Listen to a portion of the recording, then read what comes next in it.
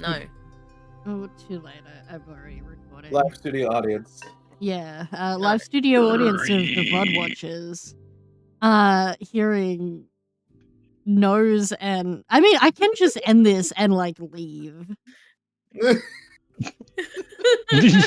Your DM can just leave. They can just do that. Yeah, then who's gonna run the game? You've yet to do this so far, so... Bye then.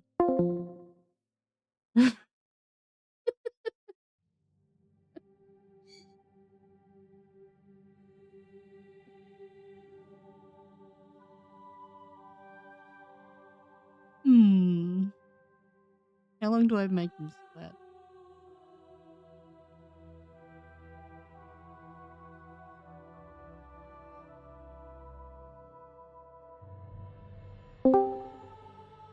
Oh. Look, if Welcome I there. Co will look after me if I go EP. Shenanigans. Shenanigans. Look, it's already proven at this point in time that I am the one to blame regardless, so... Mm-hmm. Yeah, it's That's true. I might as well make myself the actual villain. Blame the white Don't man. do that. I don't have the energy for actual villain Ursa. I'm not allowed to brat while I'm supposed to be running the game, so, like, you cannot take over my job. It's just not fair. Anyway, who's giving the recap? Because all of this has been recorded.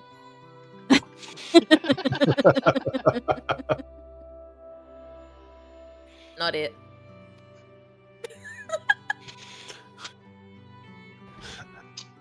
I mean, my prerequisite is that I had already written a schedule, and then all I'm going to do is go car. You can do that. I don't What are you, a Pokemon?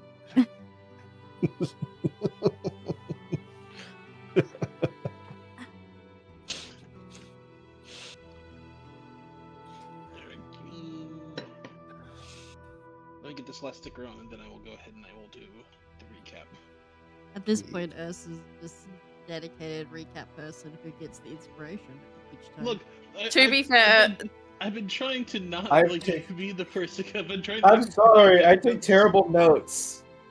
I don't to take be any fair, notes. Saja needs the inspo. Yeah, he does. He doesn't at the moment, though. That's the thing. He just needs the inspiration.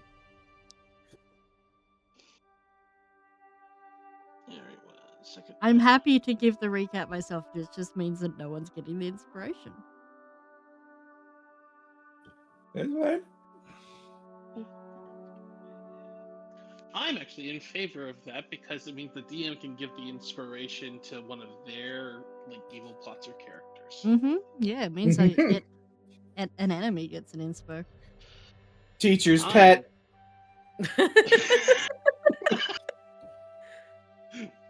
But you can't give an enemy inspiration because it's the chill session. No, it accrues for later. I'm gonna hit you guys. I'm gonna hit you guys. Oh, so it's like annual leave later. for the enemies. Yeah, I'm gonna hit you guys with someone later, and they'll have like an extra plus 50 to their things for each time you guys haven't read out a thing. The bad guys get paid time off. This is bullshit.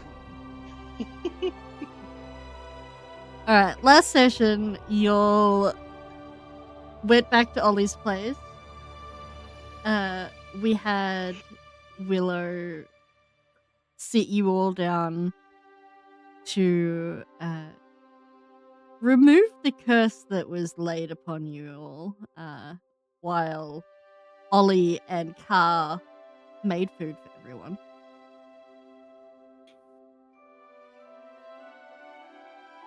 You all got a taste. You all got a taste of the abilities of someone who has learnt directly under the creator of nature-based magic. You then all sorted through your loot from that evening's battle in the glass towers, gaining some fun bits and pieces, for yourselves before settling in for the evening, having some interesting dreams for some of you, and deep conversations. The following morning, when you all got up for breakfast, cooked by Saja, you also then ended up having to watch as Sasha created a geyser in Ollie's backyard, giving him a bad name in the neighborhood and potentially lowering his property value because it wasn't oil.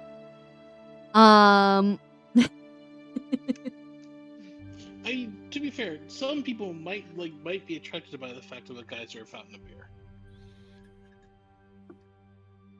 Until it stops going and everything just smells like stale beer. After Saja was reprimanded for planting one of the beans from the bag of beans, you all headed in, with a few of you preparing to head into the city to go shopping, while others of you were planning your other bits of downtime. Today, you guys are left to your own devices. You will have these shopping trips, do what you need to do, have your conversations, interact with each other, and then the following day that evening is when you have your meeting with the Council of Shetron. So,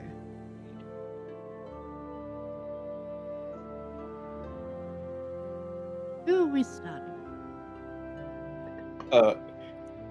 Cassie will call out for Saja as he's holding a giant platter from Ollie's kitchen. He's like, Saja, come here. Okay, we'll perk up, go over. Just a moment. We'll put platter gently on top of his head, finish rifling through the cupboard, and then put stuff back that he was pulling out. Slowly put the platter back on the very top. Go, okay, it fits. Close the cupboard door. Clunk, clunk, clunk, clunk, clunk, clunk, clunk, clunk, clunk, clunk. It sticks. Go right over to Castian. During our shopping trip, you will have a lesson. In what? Balance. In mallets? Balance. Balance of what? I already have a mallet. Just in general balance of yourself. You will take this platter, hold it in your hands, and we will put everything that we buy on there. You drop a single thing, that's 100 words you need to write down.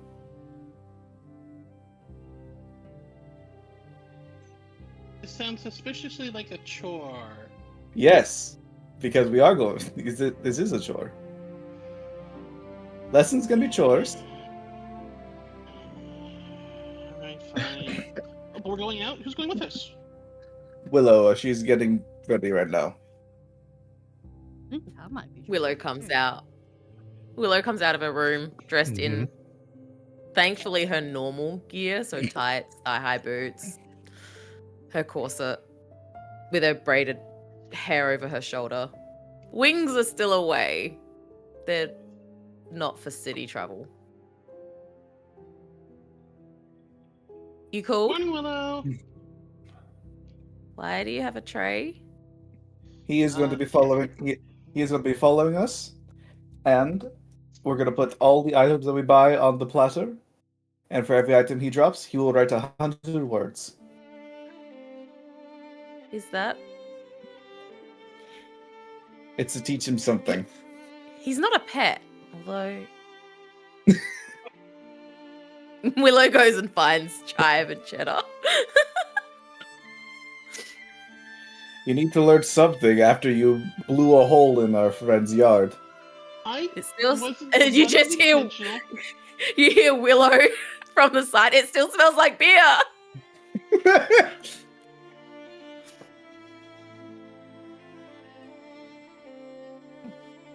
When are we leaving?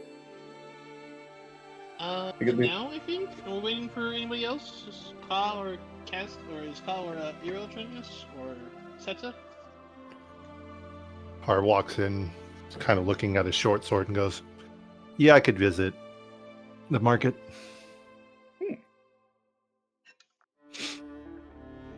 Wouldn't mind the extra company. So, goes to stand over by Cal. Not Cal. Yes! By me! We broke the immersion! Not the immersion!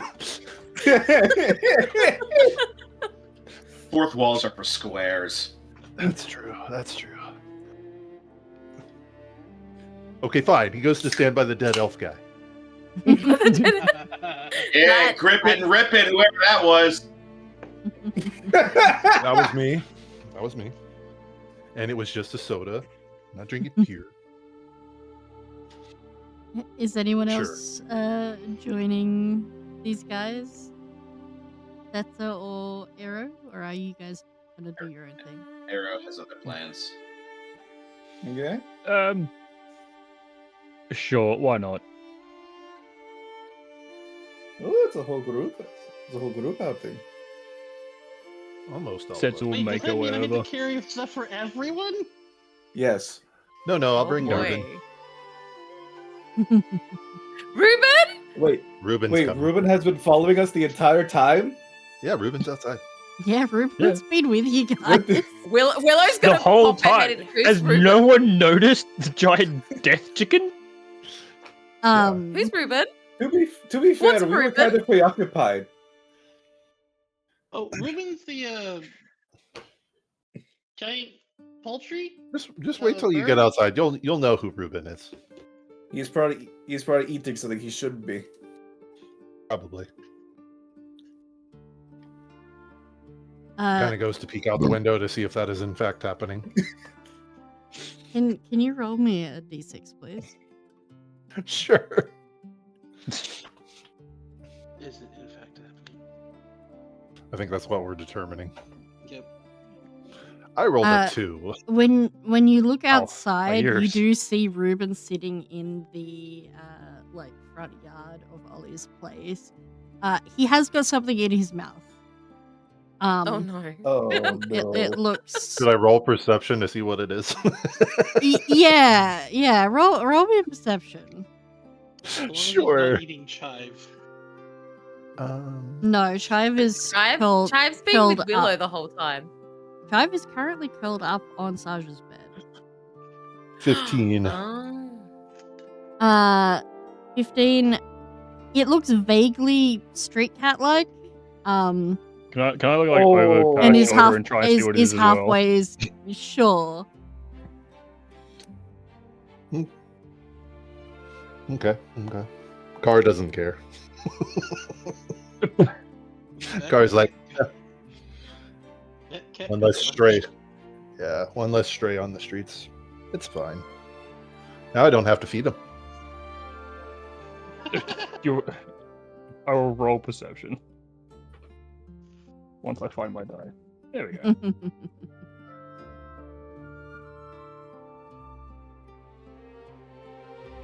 27. Yeah. Ruben is currently consuming a cat. It's like halfway down his gullet at this point. Is the cat moving? No.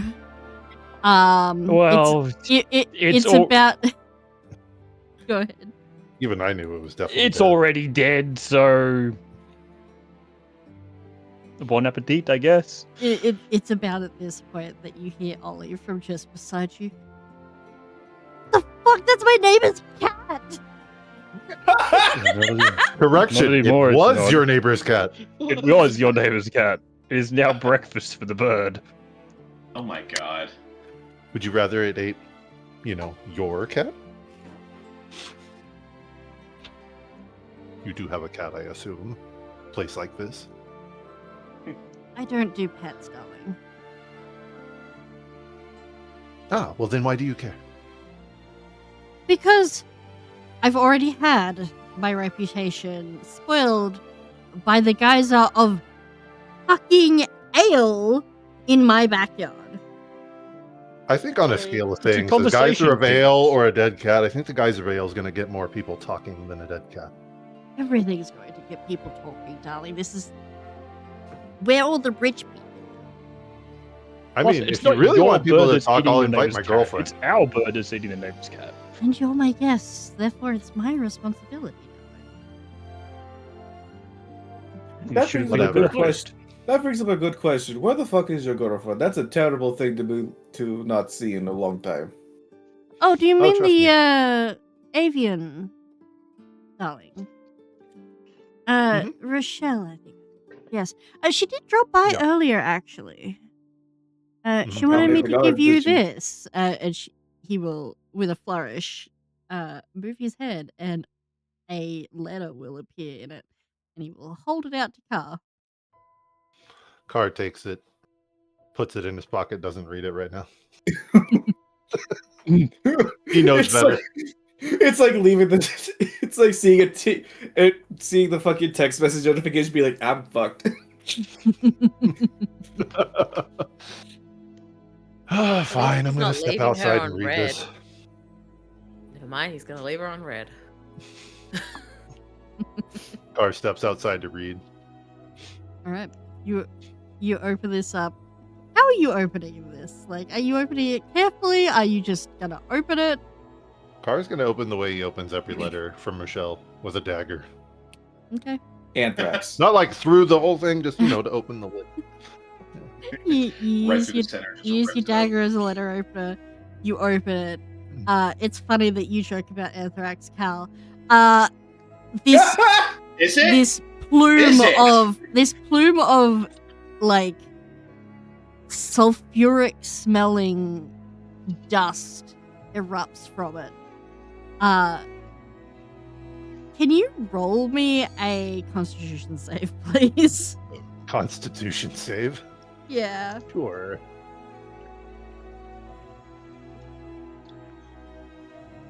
Oh boy, an 8. Oh no! Oh You boy! are going to take 2d6 poison. Let me quickly roll those. So that's bad. We just find him convulsing on the ground outside. You are going to take 10 points of poison Damn. damage. Sorry, I rolled that through Saja. As this nasty fungal powder erupts, and on the paper, all you see is, "You owe me a date."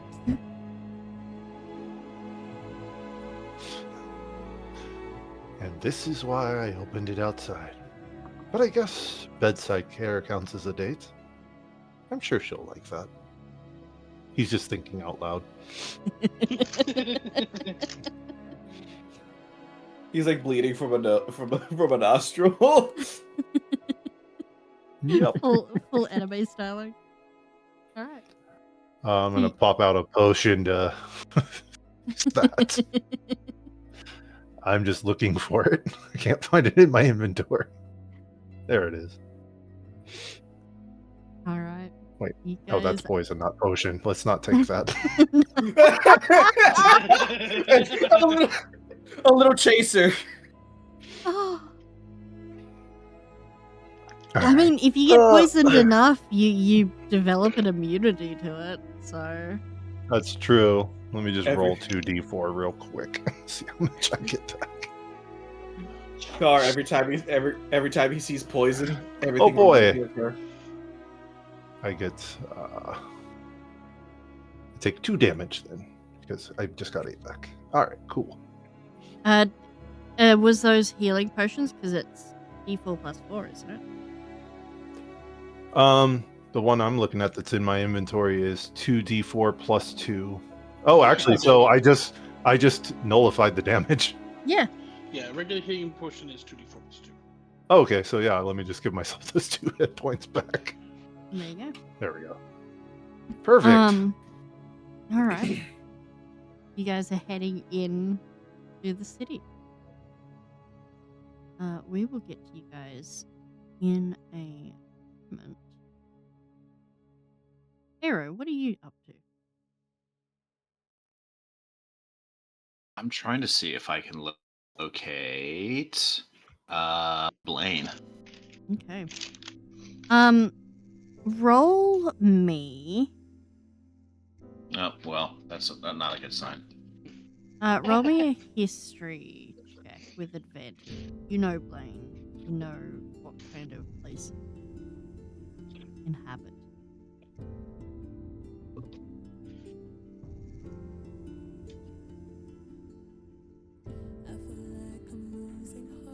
Oops. That disappeared. It's cocked.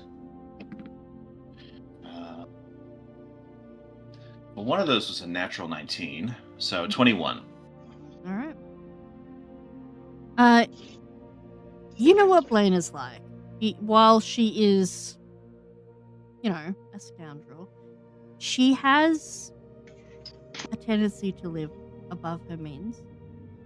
And that often means at this time of morning, she would be Getting avocado toast. probably doing something like that, having coffee at some upper-class cafe and breakfast. So you've got a pretty good idea of a few places you can check. Add a Panera Bread. Oh, we bougie.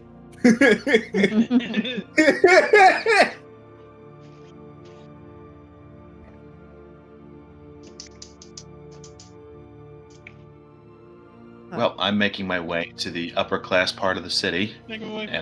and yeah, thank you. And I'm attempting to locate Blaine. Okay. You make your way into the city. This area of the city is quieter than the market district that the others are heading to. Though there are quite a few people around, what's your passive perception? 12. It's enough to hear, there is talk about what happened the night before already. Especially in the upper echelons of people.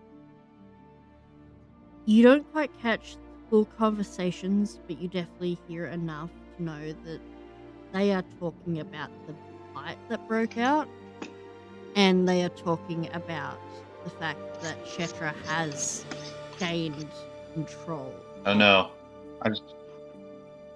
What? I lost something for a second. It's back now. It's back now. Okay. So you would hear enough to know that they are talking about the fight that happened last night, and that Shetra has got puppet control of Belethria at the moment.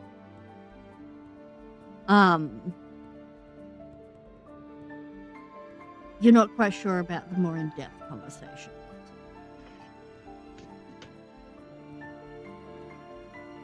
You check a couple of the different ones, or you find her. See her sitting on a little balcony at a little terrace cafe. Immediately recognizing her. She seems to be fairly invested in the newspapers.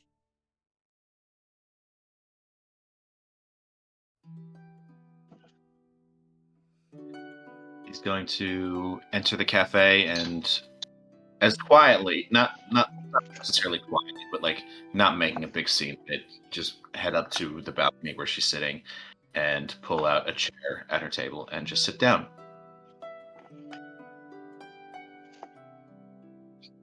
You don't take me as someone who's interested in brunch.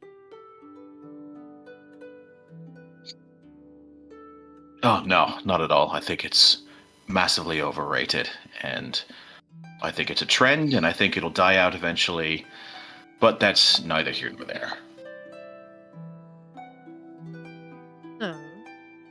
what brings you. But you'd be sleeping off a hangover.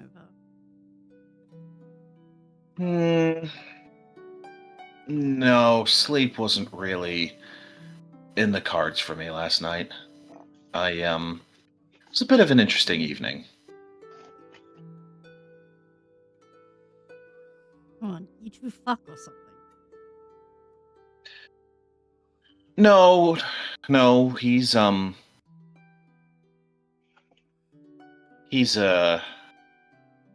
off to do some other things, as it were.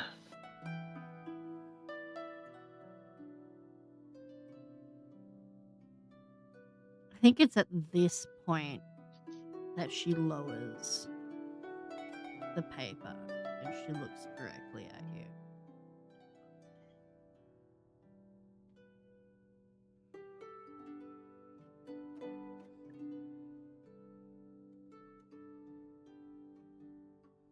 What did you do? Me? I didn't do anything. Darling, you're the blacksmith. We've worked together enough that I know what that tone means.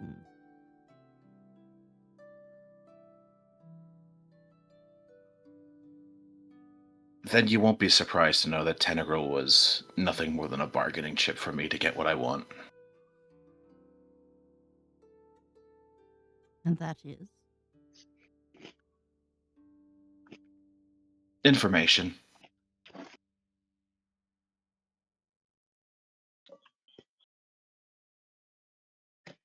What do you want to know?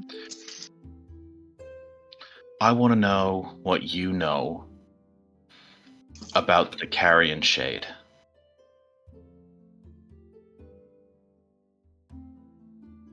You mean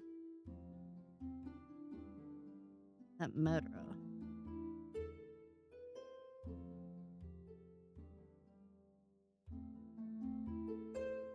Look, he kind of grabs the rest of the newspaper and just like snatches it out of Blaine's hand and starts like folding it back up very neatly and places it on the center of the table.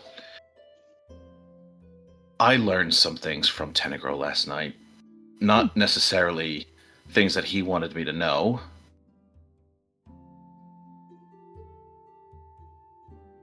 But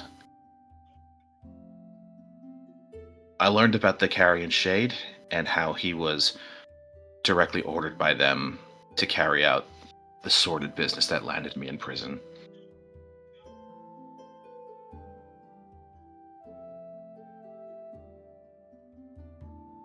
I mean, I know about as much as the average person, which is a shock even for me. I know. I'm the information specialist. I'm rolling an insight check on that. Go for it.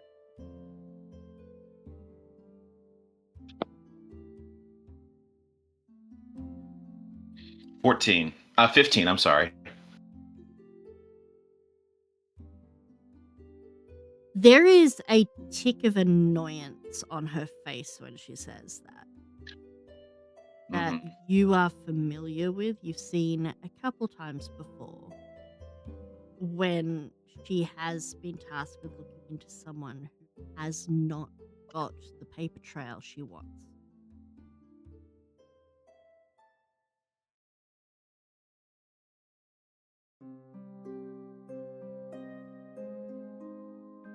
They're practically a myth at this point. But they were dead until recently. Ghost stories to tell in the dark to people like you and I.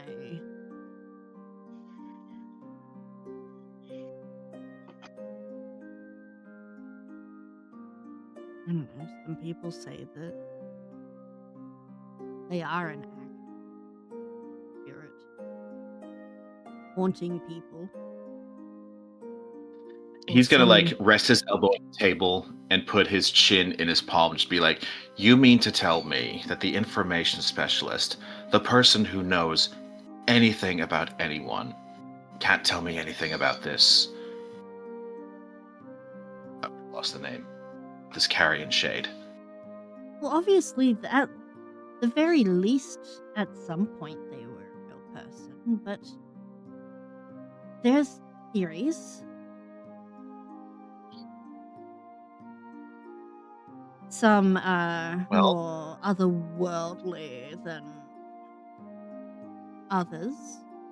Some say it was once an assassin, that his job got him cursed, and now he's stuck to wander the mortal plane until he gets his final charge, which God knows who that is. Other people say it is the manifestation of hatred. Some say it is literally just a fairy tale. But the one main thread is that Carrion Shade is a ghost of a being that leaves decay in its wake. Your soul is rotten. The shade leaves your corpse for the crows.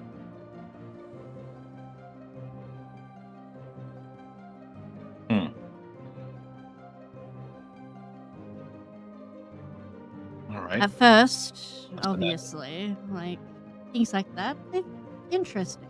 I did a bit of digging for a while, especially in my younger years. I was determined to find out who it was and make a name for myself. But, well, when that led no leads, I mean, fuck, I even looked into shadow crows. But they ended up being, well, useless.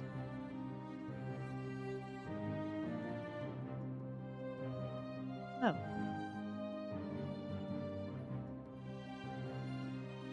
The best bet I can give you is that, well, if they were real, surely they couldn't still be around. They went quiet for so long.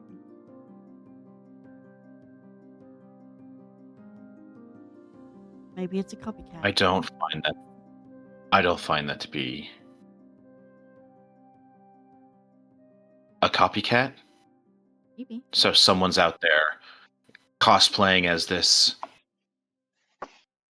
death spirit that leaves rotten souls for the crows. Darling, it wouldn't be the first time. You know how many people have tried copycatting you while you were in prison? They weren't very good at it, but they were attempts. Well, no. I could have told you that. Believe me, everybody knew that I went to prison. Everybody that was in there made sure that every associate of theirs on the outside knew that I was there. But common folk didn't. And that's where the true benefit of replication lies. Just like those who have not met Tavion could be easily fooled and have someone who's definitely not a large, hunky, centaur show up and tell them that's who they are. If they don't know, how are they going to tell? We are in a specific line of business where we have the privilege of knowing. Not everyone does.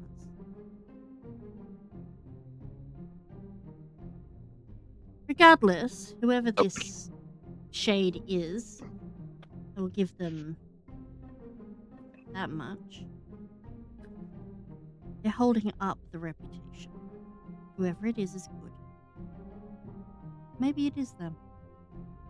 Maybe they're back from the dead. Maybe they were in prison like you were. Maybe you are the shade. She leans in, mimicking your chin on hand pose.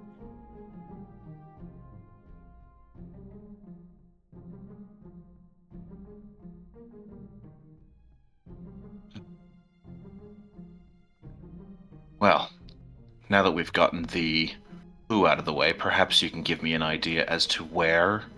Have you heard any whispers of where this Carrion Shade, the real or the imitation might be acting.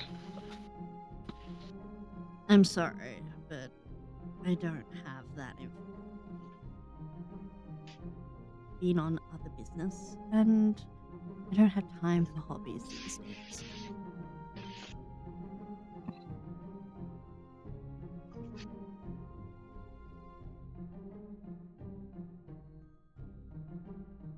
Well, Why are you chasing the feathers of fairy tales anyway? I saw you. because the Carrion fall- Shade. What?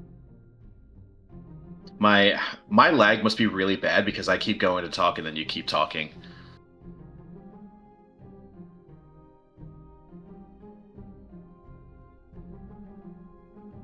Alright, yeah, it's really bad.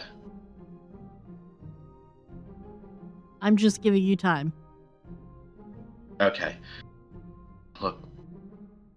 I am seeking this specter, this ghost, this spirit that leaves decay in its wake, because apparently it is the one that turned Tenegral against me. And apparently under false pretenses.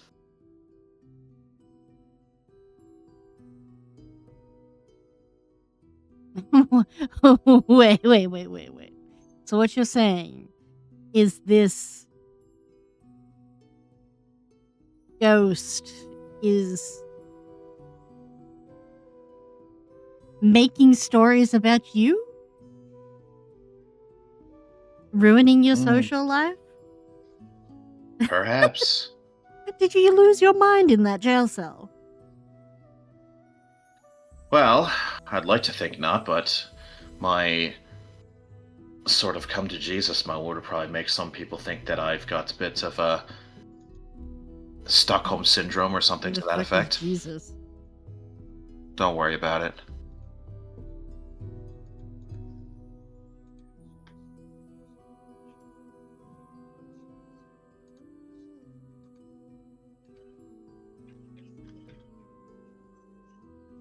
Look, the point is somebody set him up.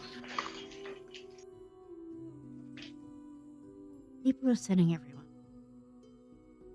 out of our line of work. I thought you were aware of that. Maybe you have lost your touch. But Maybe that little group of yours is making you soft. no. I mean, you No. seem so paternal with that little goblin. He's just a kid. He doesn't know what he's getting into. It's, And you took in you know, that youngster of the areas? The errand boy? You are getting soft. He's a useful lad. He can get from place to place in a quick period of time. He can run me errands. He seems very loyal, so She, you know, what's not like about him? She leans back and takes a sip of her coffee, looking at you over the rim of the cup. I remember the days where you would rather slaughter someone than take on assistance, let alone travel with the, what are they? You've got a goblin who, from my research, is only just learning to actually read. The crow fellow doesn't seem too bad. The cowboy wizard, who you're aware of his history, army, aren't you? A little passé, given what's just gone down. And a tribewoman from the desert? Darling, you're losing your touch. Look, I've been away for a long time. If I need to make alliances to accomplish my goals, so be it. And as far as little goblin kid. He's bright-eyed, he's bushy-tailed, and he knows nothing about the world at large. He stood up against the Queen of the Winter Court. Exactly. That was Even crazy. for you. You understand that was absolutely batshit insane, right? He knows nothing about decorum. He knows nothing about just the way the world works. I can't believe she didn't kill him. I think she stops. I think maybe you need to learn a little observation. There's more going on with your little group than you realize.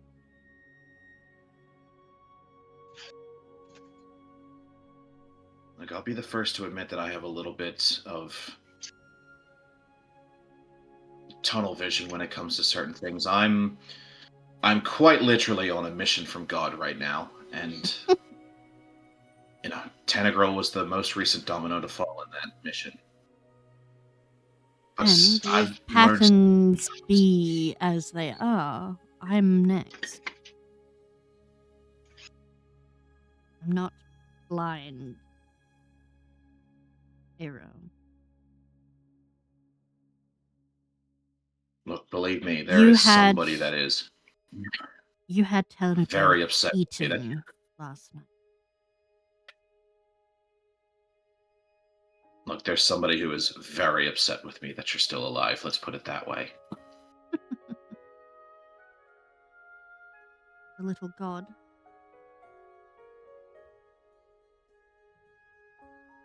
Or is it My little god.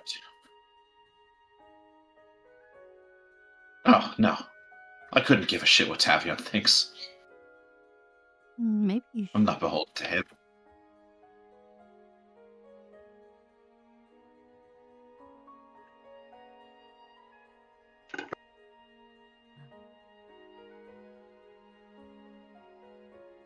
As pleasant as this has been, I need to get back to Tavion and his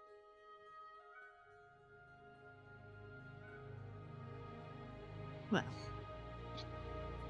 it'd be interesting to see what he thinks when he hears what you've just said. Especially after he worked so hard to get you out.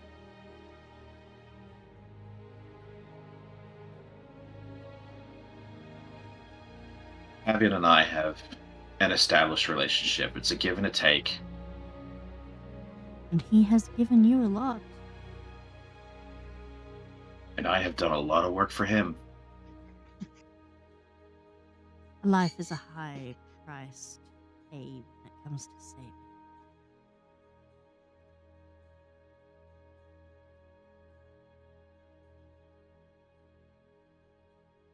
Watch out for your ghost.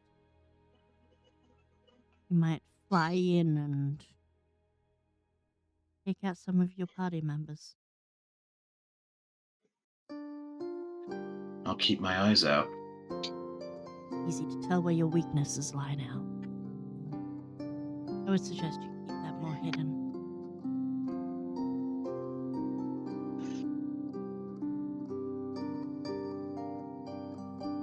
I'll take that under advisement. Going to stand. Set down her mug. And instead of walking out the way you came up the stairs, she's going to step up onto the balcony and simply step off.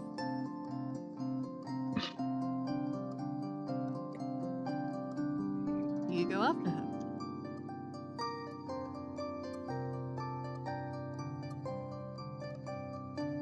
No, not immediately.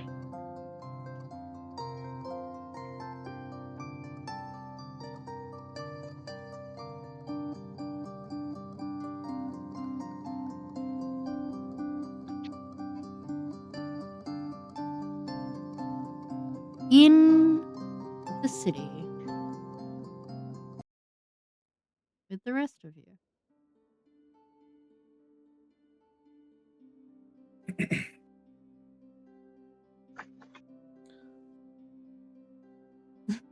Okay. Sorry, now I'm we need just to find. I'm catching up on the chat in general. Ah, We're being little shits again. But meet again. Yeah, That implies never that we stopped. stops. Yeah. all right. So, I've got him at least 4 times this week. Those are rookie numbers. Get them up. I'm trying. the market district is a bustling cacophony of people. There is music drifting from various stores. There are the smells of foods in market stalls and the smell of bakeries in the morning. There is chatter and conversation. All of you are hearing snippets of conversation talking about the night before. Some more accurate than others. Setzer, with your passive perception, you are hearing. You don't have to say some.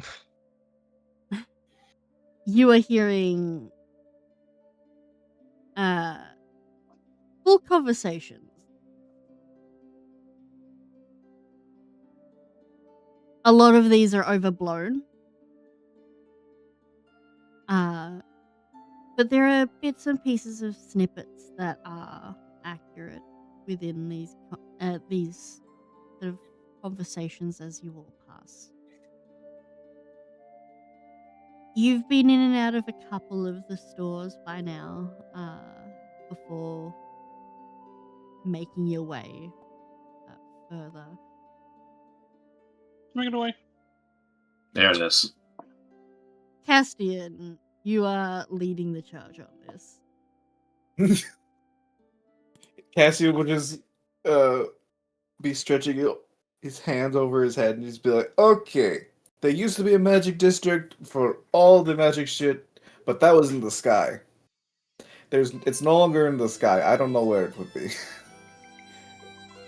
Especially since magic has only been around for, what, 9 months now? Well, would it help to, ask people? Didn't we take Ollie? Why didn't we take Ollie with us? Actually, that's a question. Would Saja, from the shopping that Ollie had taken Saja to earlier, can Saja lead them to the different shops that Ollie would take them to? Would Castian know from like his past if there was anything on the ground that sold magic? Okay, so multiple questions here. You could definitely take them to some of the shops you went to. However, most of the shops that Ollie took you to were clothing stores. So you can definitely do that. Cassian, there were stores on the ground. The lower class back when you had first come to the city. It was the lower class that were on the ground, and the upper classes were the ones on the floating islands. So there are shops here.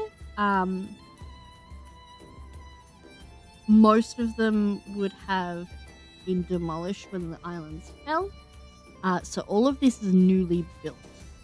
However, you would probably recognize a couple of the names of like family businesses and stuff like that that have been reestablished.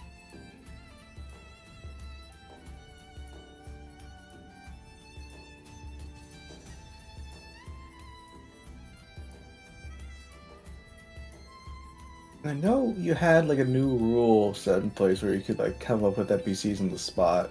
Yeah. See, I know a guy. Where I know a guy. Yeah. Tried to find the exact wording that you put.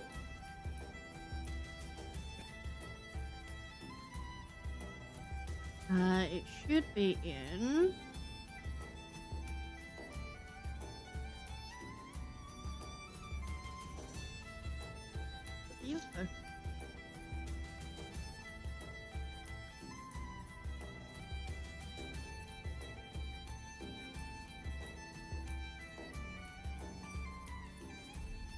Essentially is I know a guy, and then you roll a history to see what the relationship was when you left off.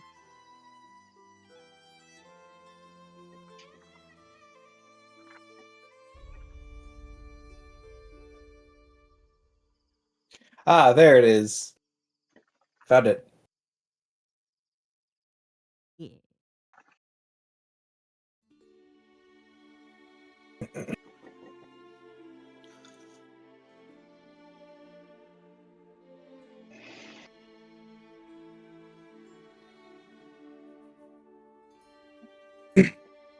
So, an idea I had was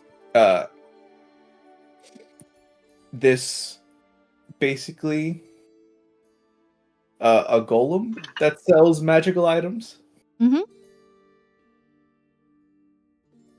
And that's why he's on the ground, so he can just stay in place. And the shop was literally built around him, kind of based off of the gunrunner robot from Fallout New Vegas. Alrighty.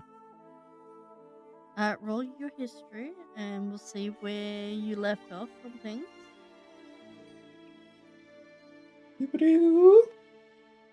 Oh, where's my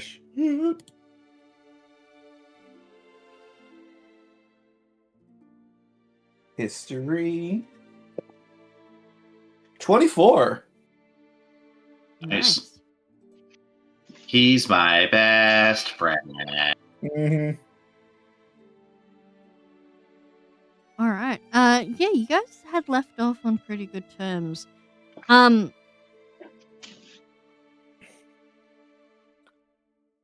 he go to Castian's funeral? Oh my god. You can't be here. You're dead. You're Just dead. making a list of who's attended your funeral and stuff. Mm-hmm. All right. What's his name? No, I don't know. I mean, you get to make that up. Mm.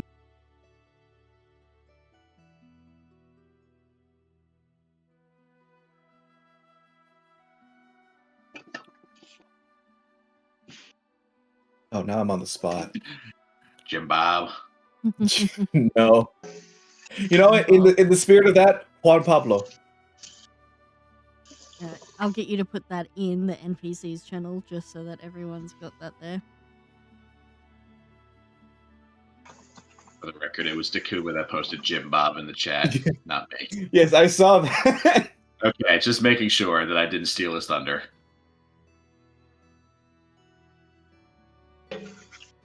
I may have forgotten I muted my mic when work called me. Oh. He's in NPC. All right. Everything. But you see, if it was Jim Bob, it could have been like Jim Bob's magic shop, and then down the line, it could find like Jim Bob's armor shop or like Jim Bob's gardening. He's franchising. Oh my god! We are not putting Jim's mowing into my campaign. It's bad enough. It's just a long string of buildings, and he just moves himself. He just moves himself laterally. Yeah. I need you to understand that this is a very specific Australian joke in that. Yeah. Yeah. Oh my god. There is a franchise. Jim Bob's gardening. There is a franchise in Australia called Jim's Mowing that started expanding into other things and have expanded into so many different things now. Like, there is fucking Jim's Mowing, Jim's Taxes, Jim's fucking electrical... Jim's Beauty Products. Jim's Beauty Products. Jim's car detailing, I Jim's swear to God. fencing, Jim's building inspections, Jim's dog wash. There's so many. The thing is, though... Jim Jim's is now war a crimes. multi-millionaire. He's one of the richest Jim's people in IVF Australia treatments. because of these franchises. I'm just imagining in my head just the sleaziest businessman. Like he He has is. an obvious comb over. There and is he literally wears checkered suits. every single one has the same dumb boonie hat wearing bearded man as the Yeah. logo. Because he was a bogan. That's amazing. Now he's a bougie bogan. He got it. He got his bag. There, okay. I won't read off the complete list, but there are Oh my over God. 50 All right, gyms. strap in, services, gang. counting. Yeah, That's David amazing. Jim Penman. Jim's Yeah. life Jim's coach. not even his first name. Jim's jumping castles and party False hire. advertising. No, Jim isn't actually his name. His name is David. Jim's hazardous material. What? Yeah, Jim's hazardous material removal. yeah.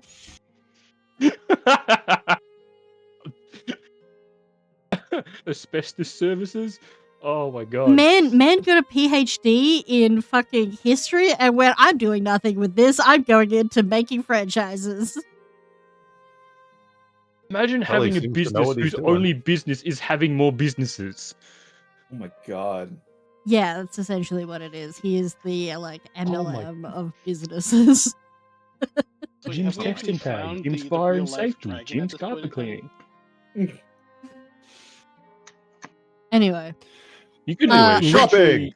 Anyway. Shopping. Shopping. like tear down a house, move it, and rebuild it in the same place, all by Shopping! using Jim's group. Oh. Shout out So. to you, Jim. Sponsor us, Jim. Please don't. Jim. Please Jim's don't You next. don't want me as a brand ambassador. Could you imagine? I want money. Sponsor me. I like money. So Money. you make your way while the place has been rebuilt. As you make your way through the market district here, the roads start feeling more familiar. It was rebuilt, not one for one, but relatively similarly to the old market district. Simply because it meant that there was a familiarity there for the resident who remained. You make your way through various streets, and where once was a small rickety structure around this large metallic and stone golem, you now see a fairly well designed structure building. What was the name of his shop? Mm, Highs and lows. no.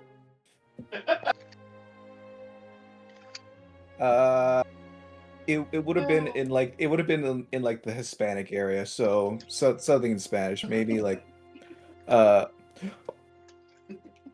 cosas cosas and curios, which just means stuff and things.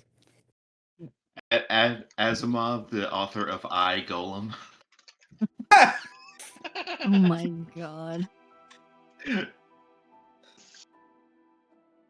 Right, you step into this building that is still, titled what you remember it to be.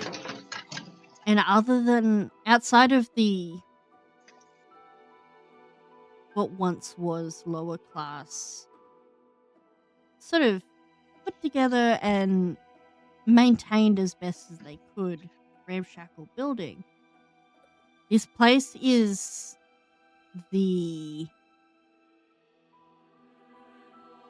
what you would have expected from the upper class magic shops back in when you were still alive. The structure, much like everything else here in the city, is built out of white quartz and marble, inlaid with copper and gold filigree and painted with blue designs.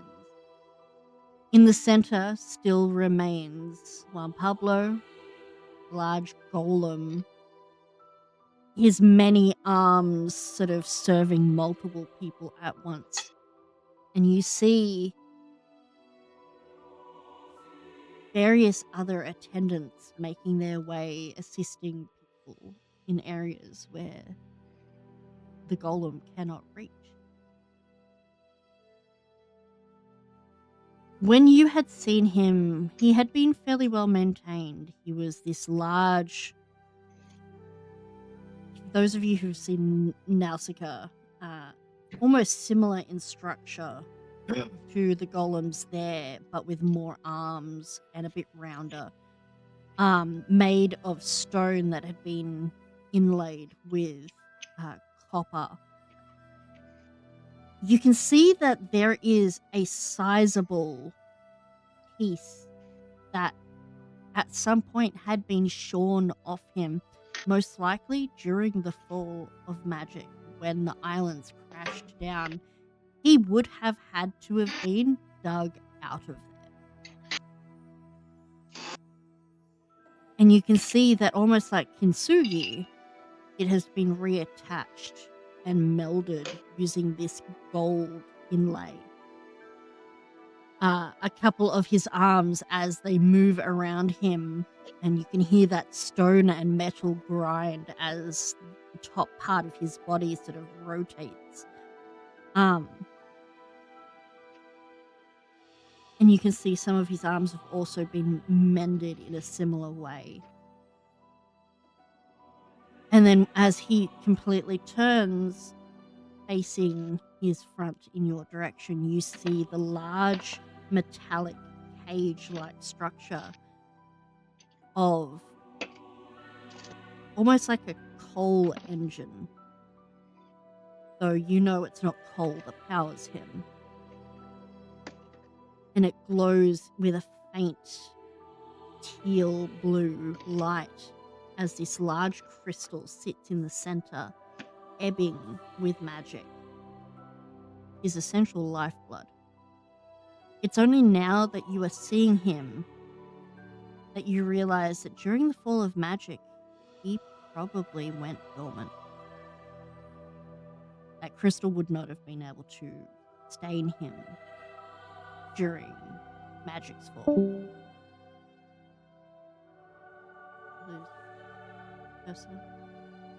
Yeah. Yeah. He's not dropping in and out. There we go. Welcome back. Sorry, was finishing up making dinner. I can hear it. Construction sounds. So, for quite a while, someone else has been keeping up the store for him. But he seems back at it now.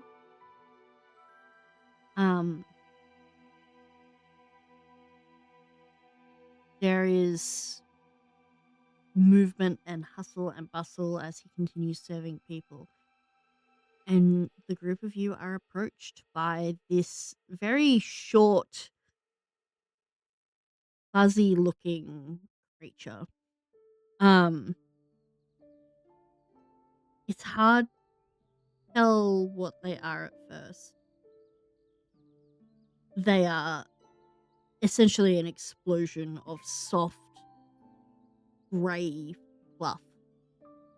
However, as they sort of approach their little purple waistcoat, pulling in the fluff around their chest, their rather rotund body, they stand at about 3 feet high. And they look at all of you. Welcome in, welcome in. Is there anything I can help you with today?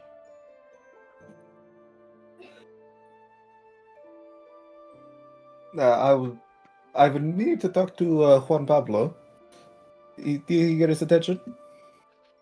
Do you have a specific order you're waiting on? He's currently serving people at the moment. An old friend. Tell him an old friend wants to say hi. Sure. Just please understand we are busy. Everyone is panic buying. With what happened last night. Is there anything I can get you in the meantime? You see, you watch as he reaches up to this small sort of pin on his vest and presses it, and you watch a little teal glow light up on it.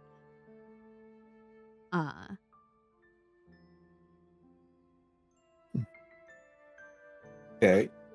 If you're in the business of getting us stuff we need, I would like a scroll of sending, a scroll of switcheroo, a scroll of fireball, and let me do the math real quick on how much spell paper I need. He sort of nods and sort of waves for you all to follow as he starts like tottering very quickly towards one of the areas of the shop. I did have a question. Sorry. Yeah. Excuse me. You see he stops and turns around. Yes. Where's your jewelry? That will be over in the back section. We have to keep it protected to stop thieves, as you probably know. We can go to the scrolls and then make our way around. Unless you would like to browse Cool. independently. I was just going to browse. Sure, but if you need anything specifically, come get me because everything is locked and, well, thieves. Of course. Go around Pablo and in the section behind there. Don't go in the door with the red curtains. That's not what you're after, unless you're after other types of jewelry. He sort of nods thoughtfully before snickers at turning that. and then continues tottering off. I will. Setch will go make her way to the correct jewelry section, not the red curtain. For a small, rotund, fluffy creature, he moves very quickly. And it's only as he sort of jumps over something that someone has dropped that you realize he's got little cloven hooves. And as the fluff sort of settles as he lands, momentarily you realize he's also got little goat horns. This is a little goatkin. As he makes his way through. As he's traveling through, he's sort of pointing out different sections. So over there, you've got magic, wands and the like. If you're after weaponry, it is the opposite end of the building. We have pet supplies, as he puts a thumb towards Reuben. We have pet supplies over near the weaponry as well. Please don't allow your creature to eat anyone in here, or we will have to have it removed from the premises. Has This Willow is come? pet. Has Reuben come in with us? Yes. Yeah, Reuben's never leaves my side. Okay. Unless it is specified that he has put him somewhere, Reuben's usually following Car. Mm-hmm. 6-foot murder chicken, gets people to clear the way. A reminder for those listening in, Reuben is if you mixed a chocobo with a cassowary. Murder death chicken. Yeah. Murder chocobo.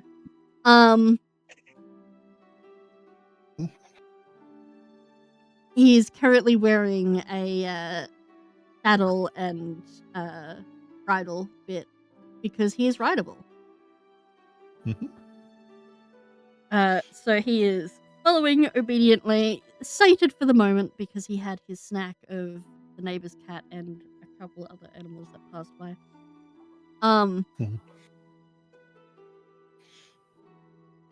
You finally get to the scroll section, and he sort of starts going through the various shelving, finding the scrolls you had listed out. So you want sending.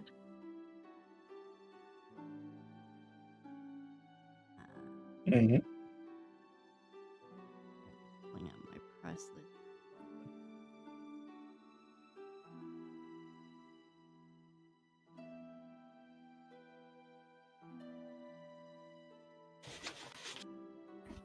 Alright, sending is this one. He pulls it out and sort of hands it over to you.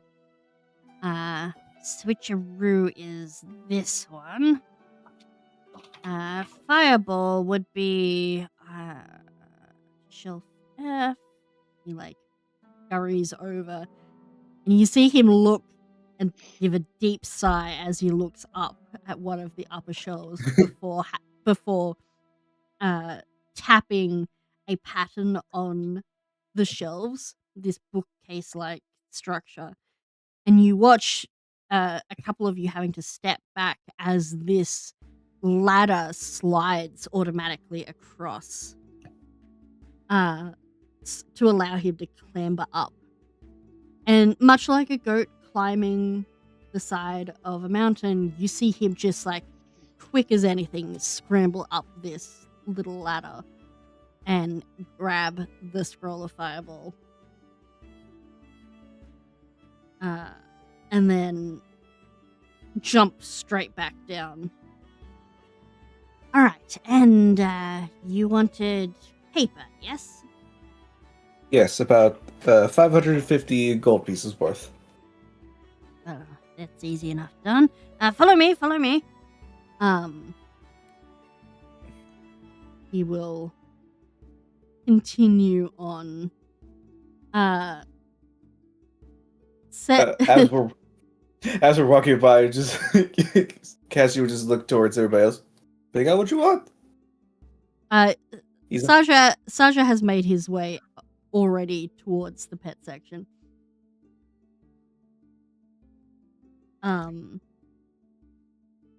Yeah. If anyone is after scrolls, you are welcome to grab scrolls while you guys are here. He grabs you the paper you have asked for. You will get prices once you are at the counter. Willow kind of peeks up around Castian's shoulder. Excuse me? Yes. Yes, darling. Not you. Him. As she points to the furry Maverick. thing.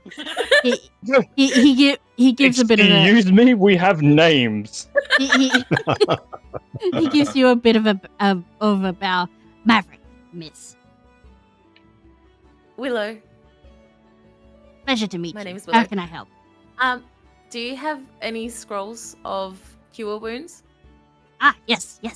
You see he sort of carries back over to the shelves, moving the ladder a little bit more with another patterned tap before scrambling up.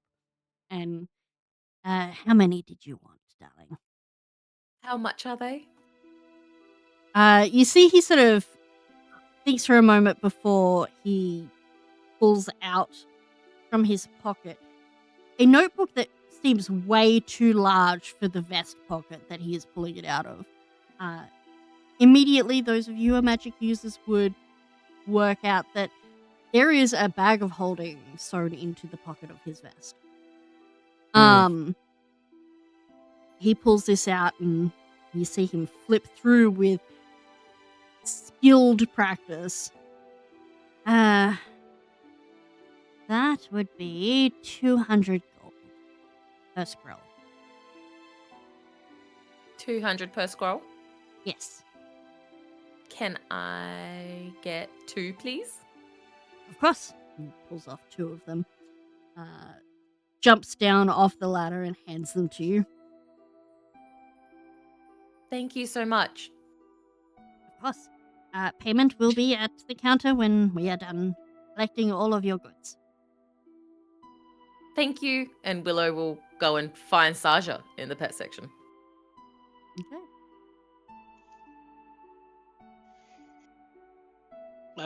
Over there, I'm kind of like, so what do I see in the pet section? Is it just like kind of a bunch of accoutrements? Is it like cat trees, dog pens, like bridles and things of the like, or? There is a little bit of everything. However, everything in this shop is enchanted. You find a cat litter that is automatically cleaning. It's got a prestidigitation enchantment that after it is used each time, it will presto the shit or piss away. Okay, but where does it go? That's for you to find out. Matter cannot be created or destroyed. Where does it go? That's for you to find out. There is various colors. You see some colors that have colors of protection, colors What's, like, of every- tracking. What's like every prestidigitation spell actually linked to like the demon layer of the abyss that's for the refuse lords, and like every single time prestidigitation casts actually just makes them stronger. Yeah, how do You're you only think making the, Nurgle stronger when your cat Yeah. takes a shit.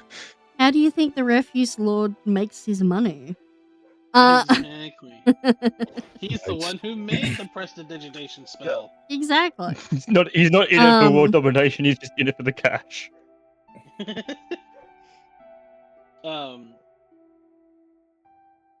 Is there any like enchanted pet biscuits or like catnip or things There like that? in the are planetary? actually. You can see almost like a my brain just fucking yipped on the word vending machine. Almost like a vending machine. You can see this selection of like various pet foods and the like. You can see that there are carnivore pellets. You can see treat biscuits. You can see little baggies of different strains of catnip. There are a couple of potion-like bottles that grant pets immunity to various like fleas and the like. Oh, we're getting those. Probably a good idea. We're getting 3 bottles of those, 3 potions of those. Mhm. We're getting a bunch of cat. We're getting some catnip. We're getting dog treats, cat treats. We're just getting a bunch of kit and caboodle for Chive and Yeah. Cheddar. You can see next to this structure there's like a little shopping basket thing that you can put everything in to carry it, make it easier. Or you can just put it on your tray that you've got. Saja has been told that he's putting it on the tray, so he will put it on the tray. You can in this section you also find little things like little chainmail armor pieces for various pets, things like that. Aww. Like I said, Are there all any, of them like, enchanted with various things. Are there any like are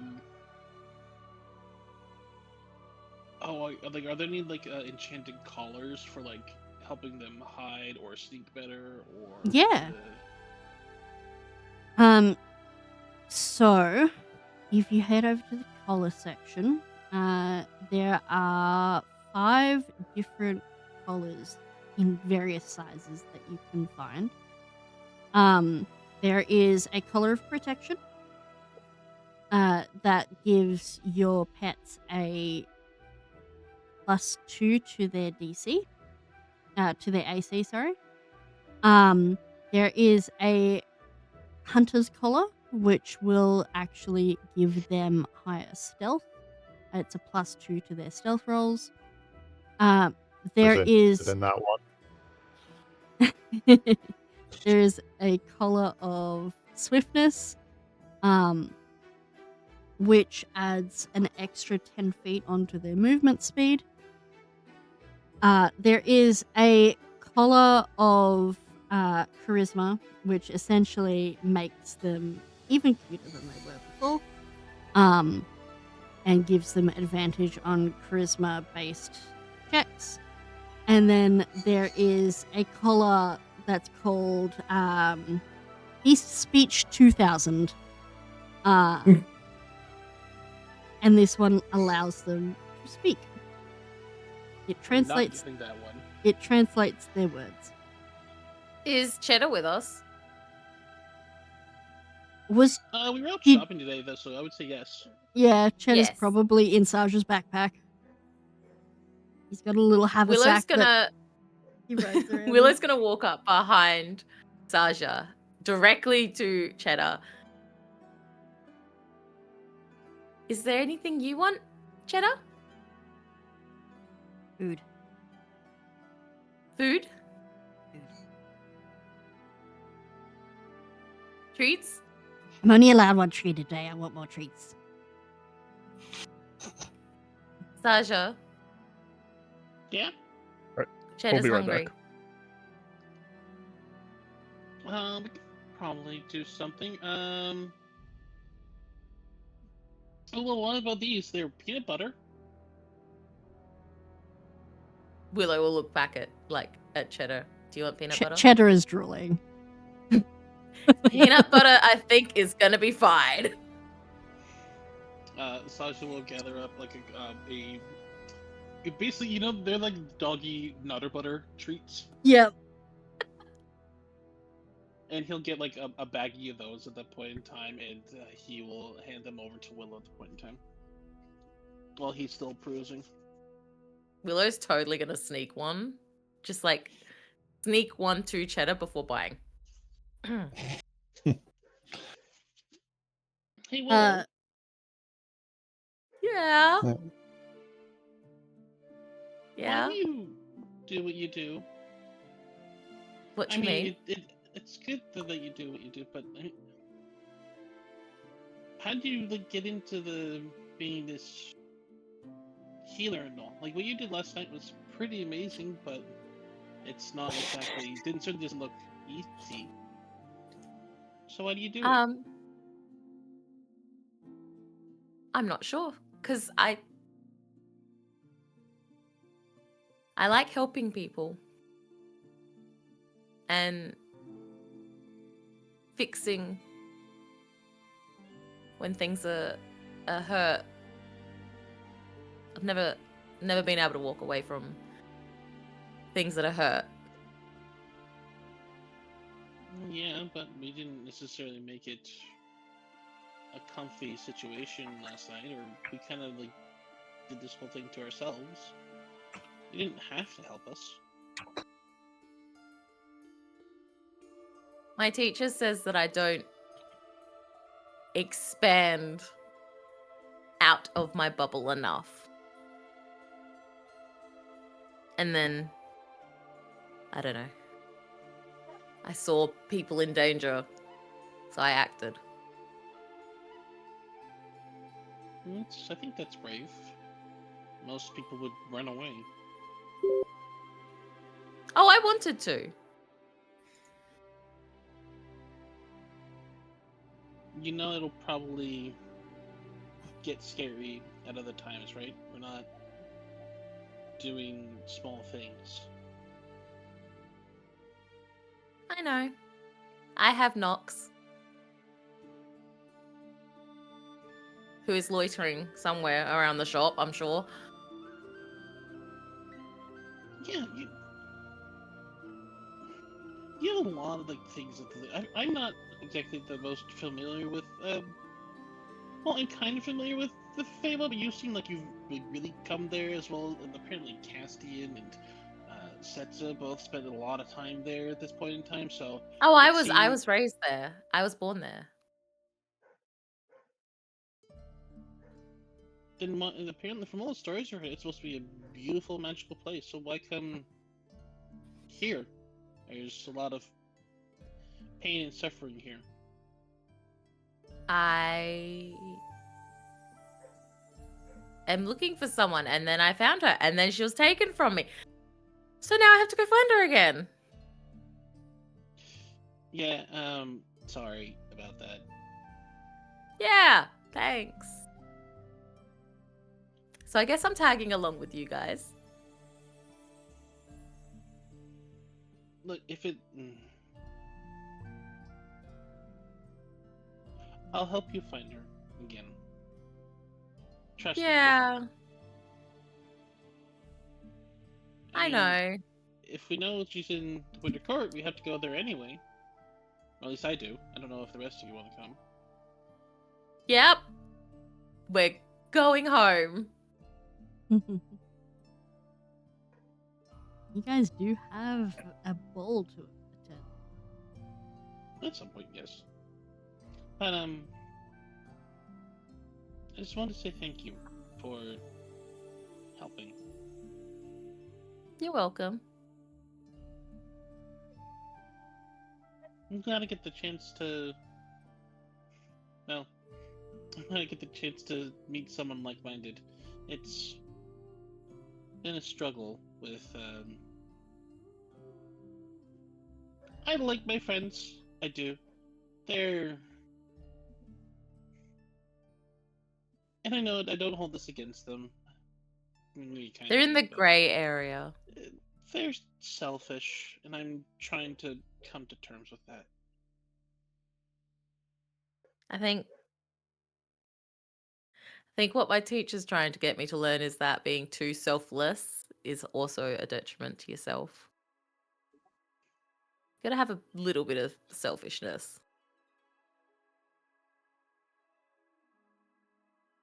Alright, you can give Cheddar one more biscuit. Willow's going to like pass the half empty pad back to Sasha. You mean How many did you give him? There were like 12 in here! a few? Cheddar Sasha is will- happily smacking We'll his turn lips the right now. background. We'll turn the background and hold up Cheddar. It's like, you're going to ruin your dinner. He licks you on the face. His breath smells like peanut butter. Willow's gonna lean in and scratch Cheddar under the chin. It's okay. I'll make sure to feed you. You can hear the thump, thump, thump of his tail wagging in the bag. Sasha will really humor him at that point in time, and then continue with Willow's help, buying and getting various. He will get the charisma charm. For Yeah, Chive. if you want to list out what you're getting in your little chat in the Discord, that way I can keep track of it. Okay. Like in the own journal section, or in like the journal section, or in in the journal section, just so Yeah. I can keep track of who's doing what. Car is like you've overheard this whole conversation while they were having it as you were sizing Reuben for a hunter collar. You find that while none of them are exactly his size, once you get one that's close enough, it will magically adjust itself to fit perfectly. Reuben, being that he's got a skinny little neck, takes a size medium. Nice. So after a little bit of trial and error, he gets it on and goes, perfect. What color have you chosen for him?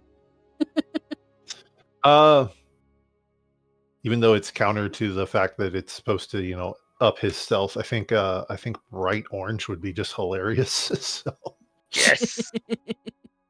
bright orange collar. Yeah, it's like the danger marker when you're walking a dog that might bite. Yes, exactly. Willow's gonna float over to Car after refilling the peanut treats for Cheddar. Sorry, Saja. And she's just gonna like curiously look at Reuben. Car's gonna notice her looking at his bird mount and she's like, you haven't actually met Reuben yet, have you? Or been this close to him at least? Yeah, this is my friend. I rescued him from a former friend that is now a dead friend. Just kind of smiles about it. That's weird. Yeah. Willow's gonna like turn to Reuben, directly at Reuben. Hello. Reuben's gonna lean down, put his eye right in her face, and like study it, trying to see if she's friendly or food. Have you guys heard the sound that cassowaries make? It's like a deep sort of the drumming sound that they make with their throat. as he leans in and looks at you, sort of turning his head to the side so he can see you properly with that bright eye, it makes that sort of drumming sound. You've got speak with animals, don't you? Yep. Yeah. Yep. Is you food? No, not food. Friend. Friend. I will Friend. not eat you then. Are you hungry? No. But one must eat when it is opportune. Does he not feed you enough? He feeds good. It's why I stay. Oh. Desert is hard. Food scarce. You're from the desert?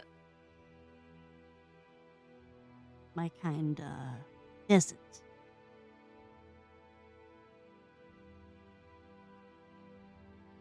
It is Oh. colder here. Yes. You smell Are you of warm enough? herbs.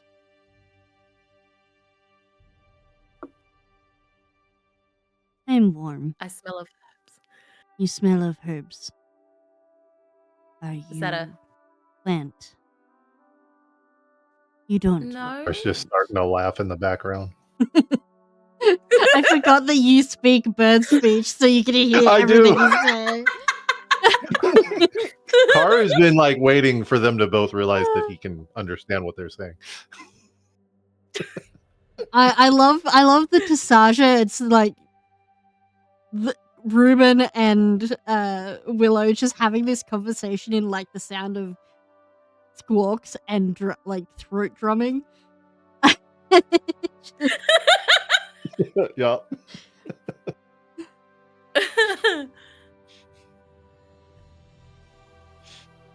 Willow's like gonna do. peek around Ruben at the laughing car. You can understand him? Look at me. I'm a bird. Willow's going to flush and her ear tips are gonna go so pink. Right. Bird. Yes. Yes. But yes, Ruben, she is not food, she is friend, and she's quite a useful friend. So look after her. Berries are friends, not food.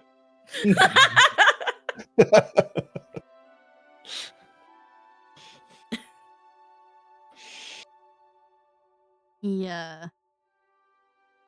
looks at you again, switches eyes for a moment before sort of sitting up. I am satisfied then. You will not be eaten. Scratches him under his beak. Good boy. Thank you. Willow is not food. Willow will get you food. To which Ruben would reply, I prefer to hunt myself. And then Kara goes, yeah, I rarely have to feed him. Still speaking in bird speak, just to leave Saja out. Poor Saja. My favorite so far has been horse. Horse? Long story. Willow's just gonna look in between Car and Ruben, just back and forth. I may have left him in a stable once and forgot to let him out to go hunt. Maybe don't do that. Hey, you had a good time, didn't you, Ruben? The poor stable master. Yeah, the stable master was fine once I paid him off.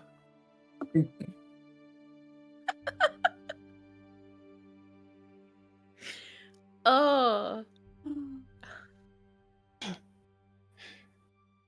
Anyway,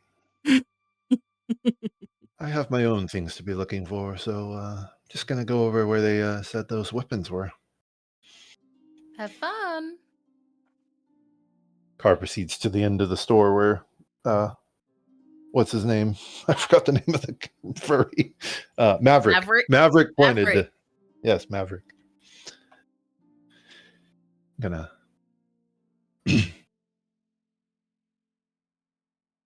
All right, we'll switch over to Setsa. Setsa, you are perusing the jewelry section. Everything here is behind what appears to be double glass cabinets. Hmm. You get the Yeah, impression, like an actual jewelry store. yeah, you get the impression they actually have had quite a few attempts at thievery, given the amount of protection these are all under. Mm-hmm. Outside of just the double glass cabinets, your new affinity for the Feywild, as you approach them, you can almost feel like pins and needles. The magic of the enchantments on these locks as well. But there is quite a variety. Is there something specific you are looking for?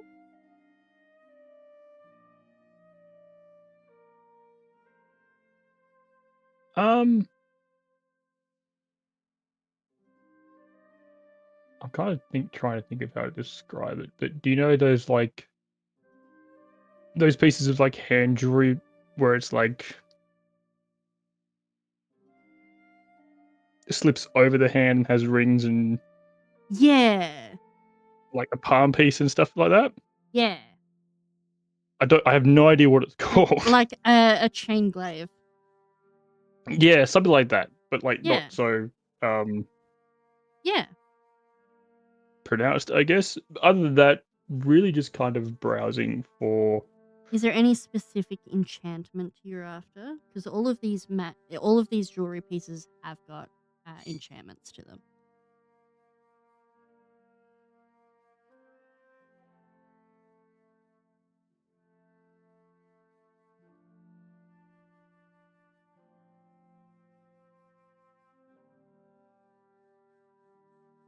I guess kind of after something to do with moonlight. Mhm. Or Alright. the night sky or something like that. Yeah. Okay, so there are two pieces of the hand jewelry. There is a kissing chain, and there is a series of two rings with magical enchantments. So one of the hand jewelry pieces are imbued with some druidic spells. You have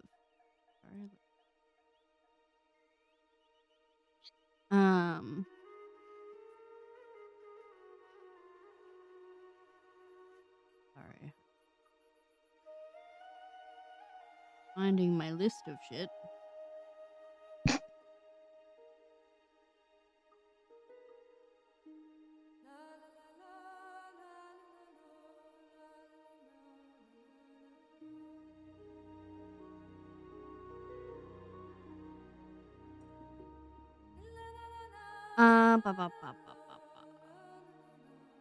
You have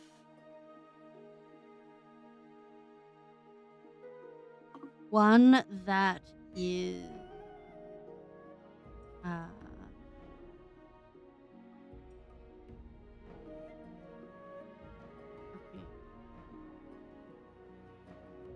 Let's listen.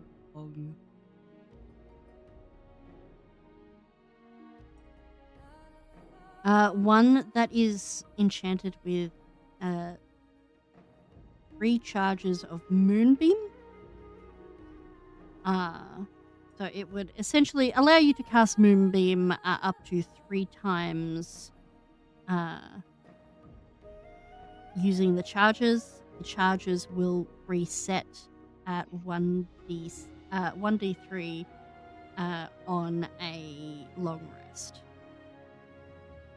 So you could potentially get up to all 3 back on a single long rest. you see the other handpiece isn't moon based. It is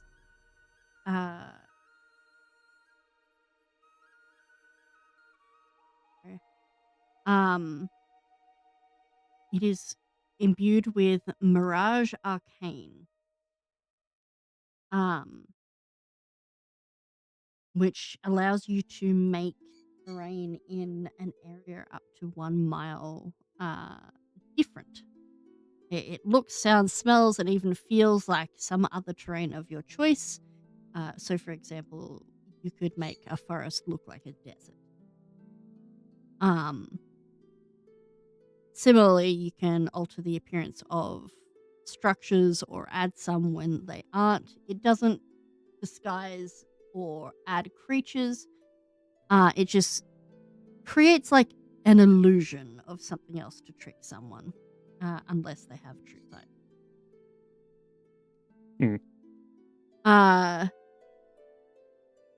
There is an earring chain. Yes.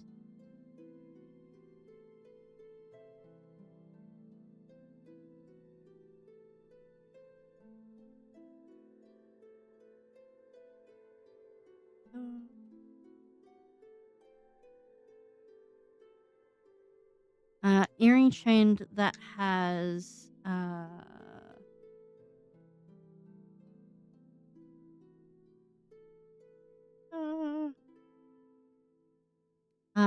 Meteor Swarm as an enchantment. Yes, it is the most expensive piece there. And is insane. There is a ring of moonlight, which will create soft moonlight around you in a 30-foot radius, creating soft light in darkness. And there is a ring of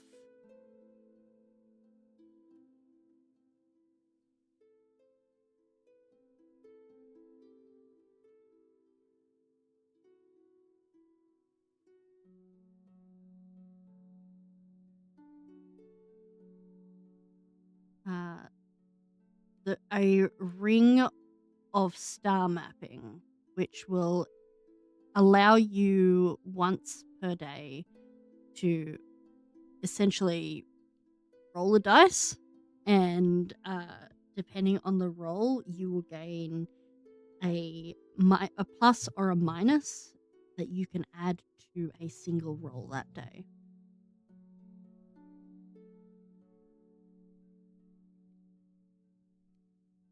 It is at a D8, so essentially, if you roll it and you say, we'll flip a coin. If you get like the 8 on it, you'd get a +4 that you could add to any single roll that day. Or if you rolled a 1, you would get a -4 that you could add to a roll.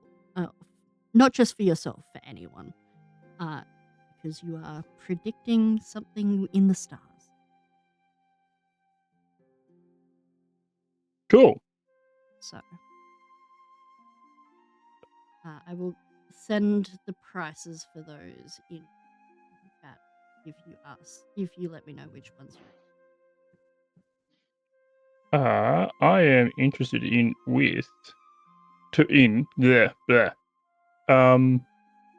the Mirage Arcane handpiece. Yeah. And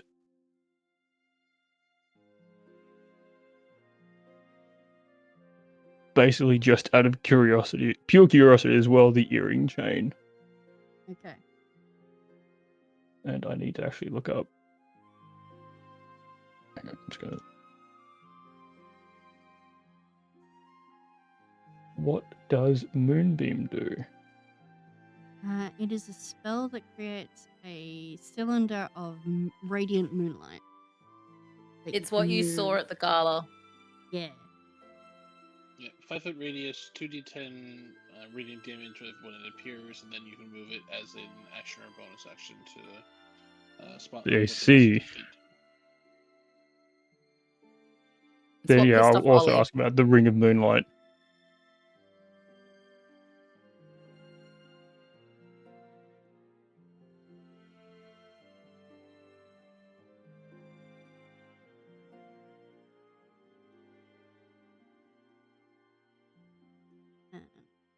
So Mirage Arcane is 1,500 gold. Ring of Moonlight is 600 gold. Carrion Shade. Meteors. 1,000 gold.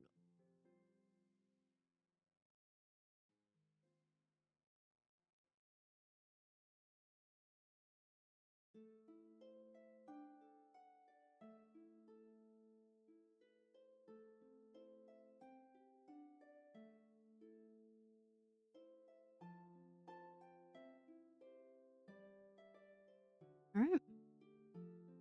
Yeah. I will definitely grab the Mirage Arcane and the Ring of Moonlight. Okie dokie.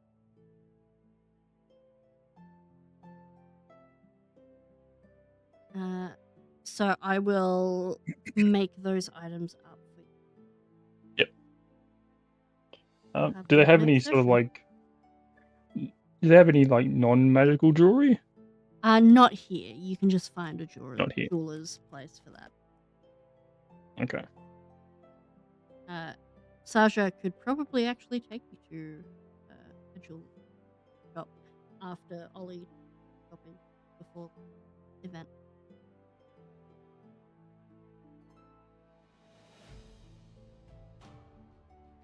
All right.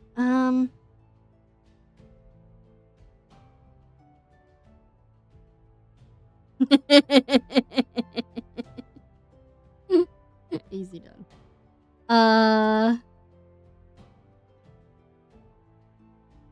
Okay.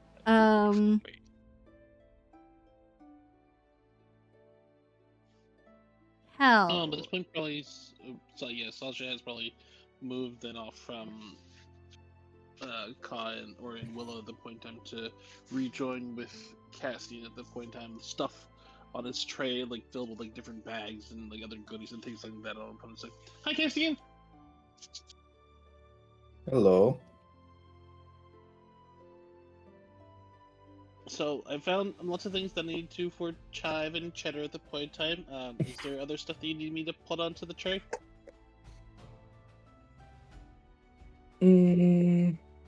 Have you dropped anything? No. Okay. You're saying that like you expect me to drop something. Yes. Why? Part of the lesson is failure. I haven't dropped anything yet, so We still have the rest of the day. I'm not carrying this for the whole day. Yes, you are. This wasn't what I agreed to. I said for shopping. Yes, you just walk over to the counter to pay for the things that he's buying. If you're heading to the counter, we'll get to that in a minute. We'll finish up the shopping up first. Car, you're in the weapons section.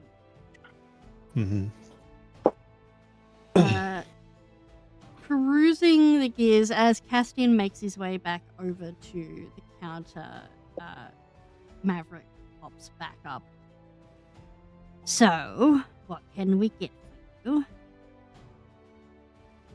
I'm on my way to jewelry, so I may as well get you something now if I can. Par kind of looks around to make sure none of the party is within earshot. once he's sure, he goes, "You wouldn't happen to have anything, perhaps in the back, made of shadow steel, would you?"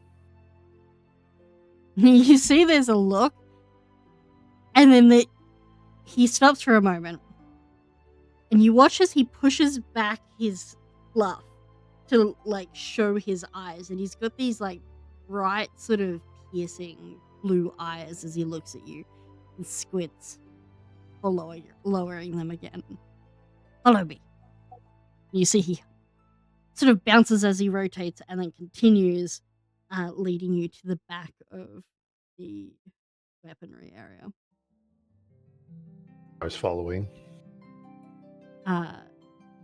He leads you to a small cabinet that is very clearly marked staff only, where he sort of, once you're close enough, he pulls a curtain around to prevent prying eyes and turns around and unlocks a series of locks before opening it. And you can see that there is a small array of shadow steel weaponry there. There is a dagger, there is a saber, there is a javelin, and there is an axe. The saber catches his eye, and he kind of like looks again at his short sword and goes, "This thing's been a bit useless on my hip, but I figure something like that saber, that would do nicely." They come at a pretty penny. You got the dosh.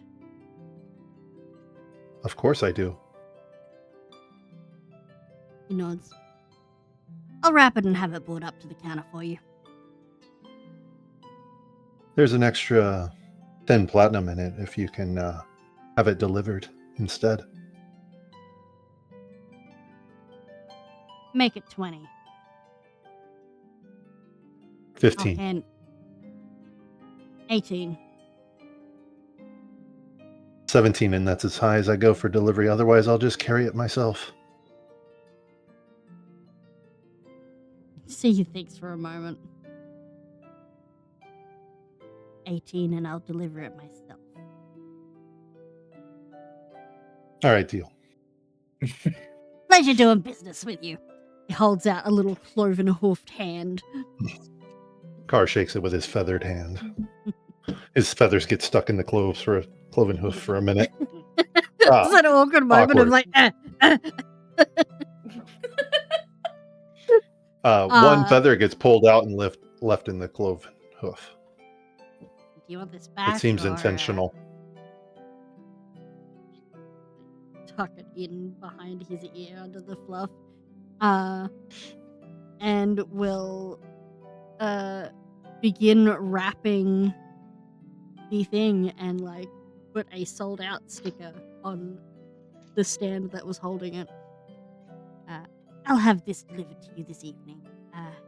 Give your address to the counter and I'll make sure it arrives timely. Perfect. Do you want the delivery discreet? If I didn't want it discreet, why would I pay to have it delivered instead of just carrying it? You'd be surprised. We get a lot of spurned lovers wanting flashy shows. No. Discretion is best. You got it, boss. And he continues wrapping it for you.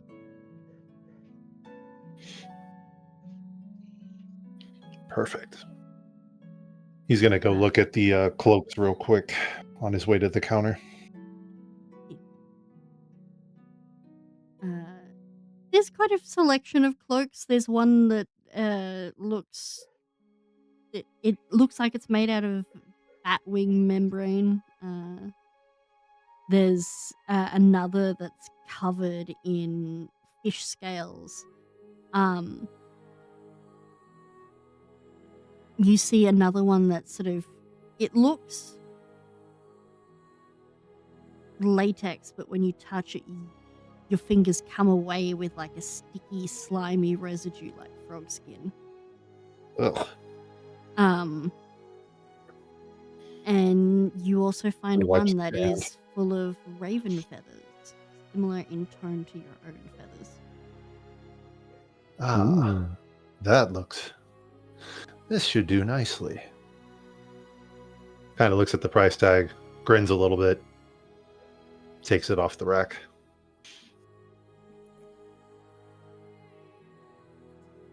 Let me know which variant of that cloak you want, by the way. I only saw one variant in Uh, D&D Beyond, so there are 3 variants I can adjust for you. So there is the uncommon Oh. variant, which is the base one. There is a rare version, or there is a legendary. let's go with rare. Okie dokie.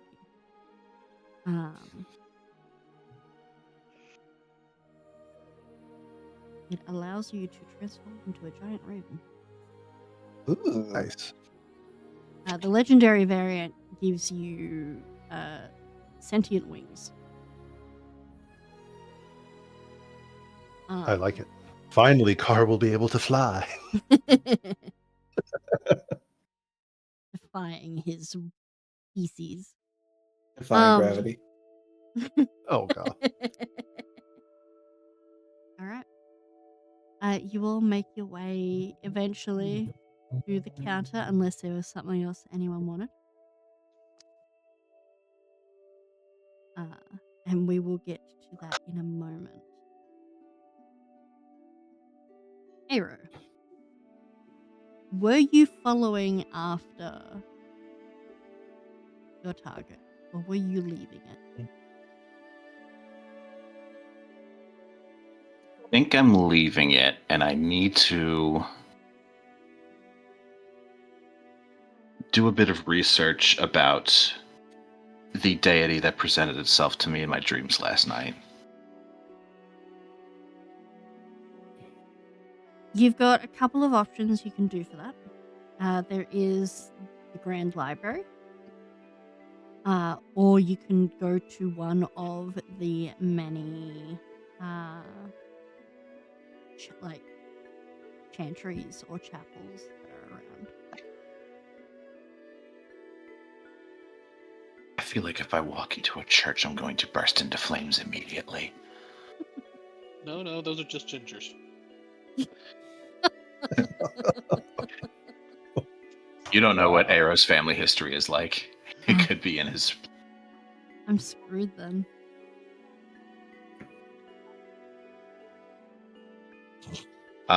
Library first, please.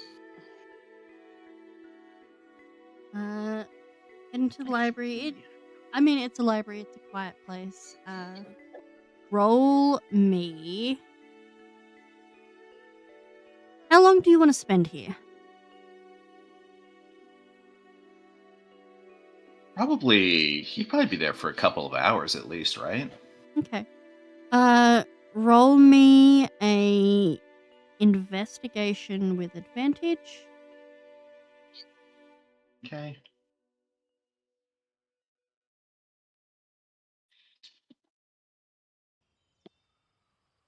Dirty 20.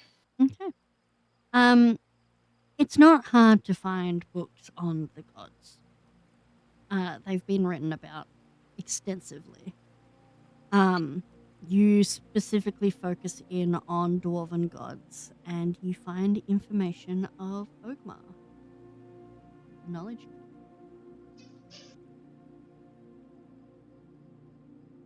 I am specifically looking for if she has any ties to Dahor.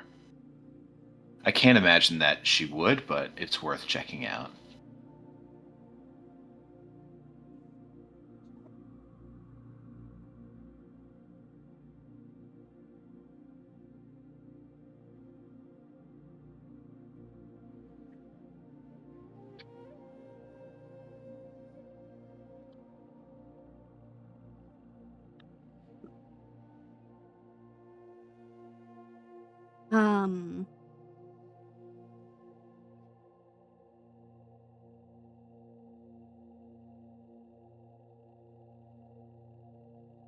There's been a few times in some of the paperwork that you read, some of the times you read, there's been a couple of mentions of interaction. After all, knowledge tends to be mixed up with a bit of everything.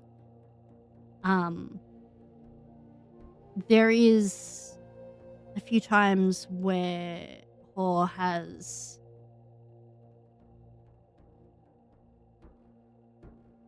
been thwarted by knowledge, a few times where Hor has been aided by knowledge.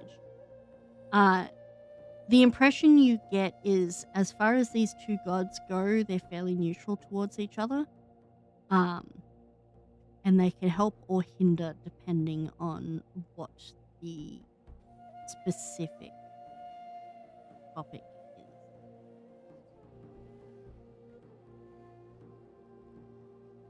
is.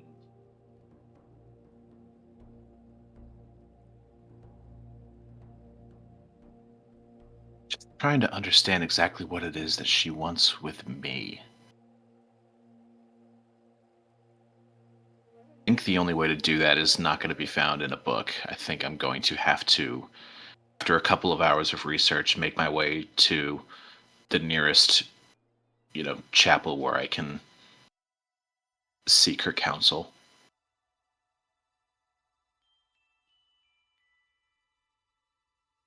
Or at least attempt to.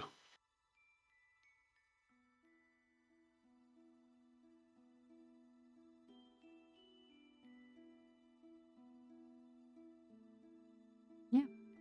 All right. Are you going to do that? Yes. Yes, I am.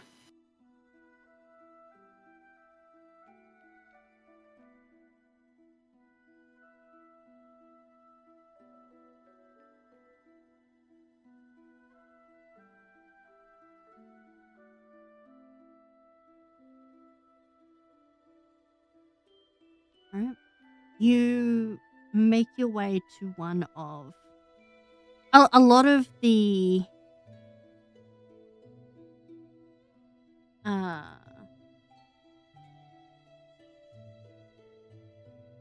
a lot of the churches here are elven based in denomination. However, there are a few that encompass other gods as well. You find one that encompasses human and dwarven gods, and you feel like that is the best option. And you step in. The place is quiet, echoey. It fits with the same architecture as the rest of the city. However, the quartz and marble has been polished and the area is wide. There is a central courtyard-like structure with statues of the gods in alcoves around its perimeter.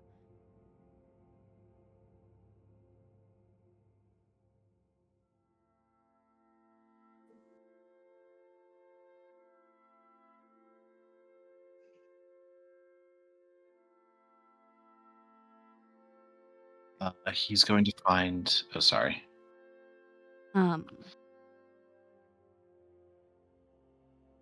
There are a few attendants at hand. You can hear someone quietly singing a hymn.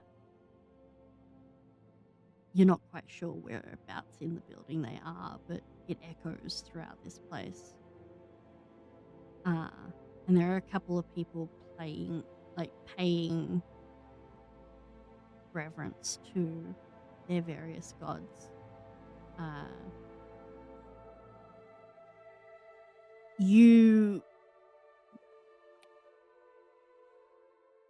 see one individual dressed in velvet and silk, sort of laying their lute at the foot of Milil. asking for aid in an upcoming exam. You see a couple sitting there with Glyn, just quietly holding hands. And you get the impression that they are preparing to ask to wed.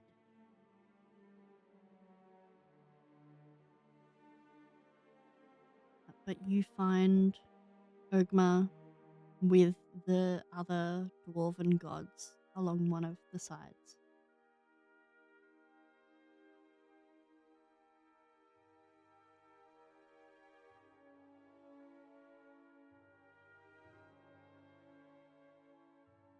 You didn't turn to look at her last night, did you?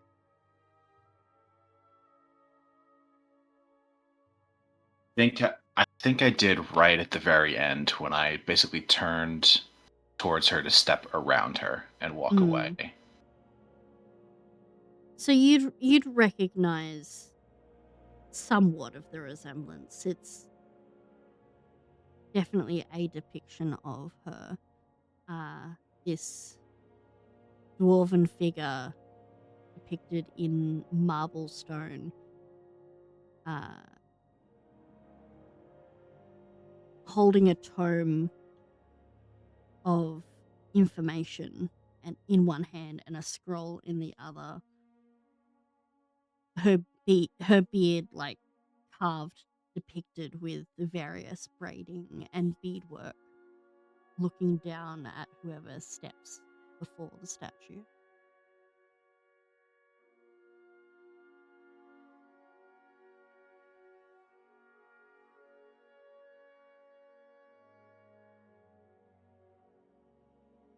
And he's going to kneel in front of it and reverently bow his head.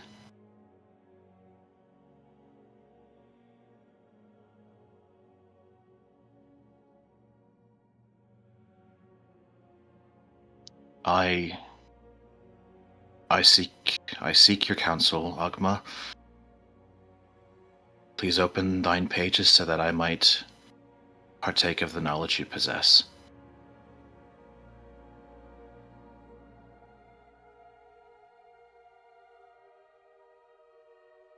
There's a moment quiet. The hymn gets quieter. Surroundings get quieter. You get the impression that she is listening.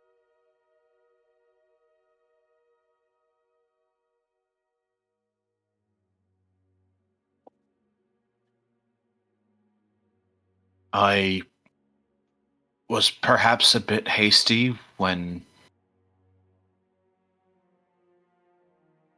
I cast aside your words when you appeared to me last. You must understand, and given who you are, I'm sure you already know, I do not get approached by those in power unless they seek something from me in which to grow their own. So I hope that I can be forgiven for my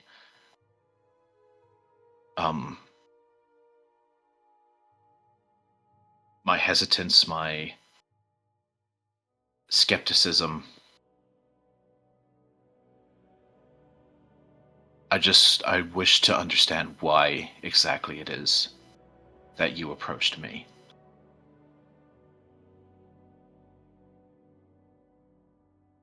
There is another moment of quiet, and the hymn and the sound of the rest of the temple get even quieter. And then you watch as that statue shifts. Still in that marble stone form, the eyes blink. And she closes the tome before grinning down at you.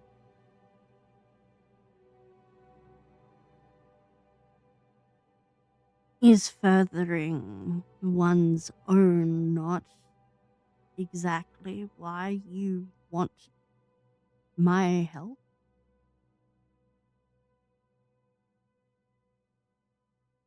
Further your own future, your own fate. Everyone is out to gain something. What matters is mutuality, balance.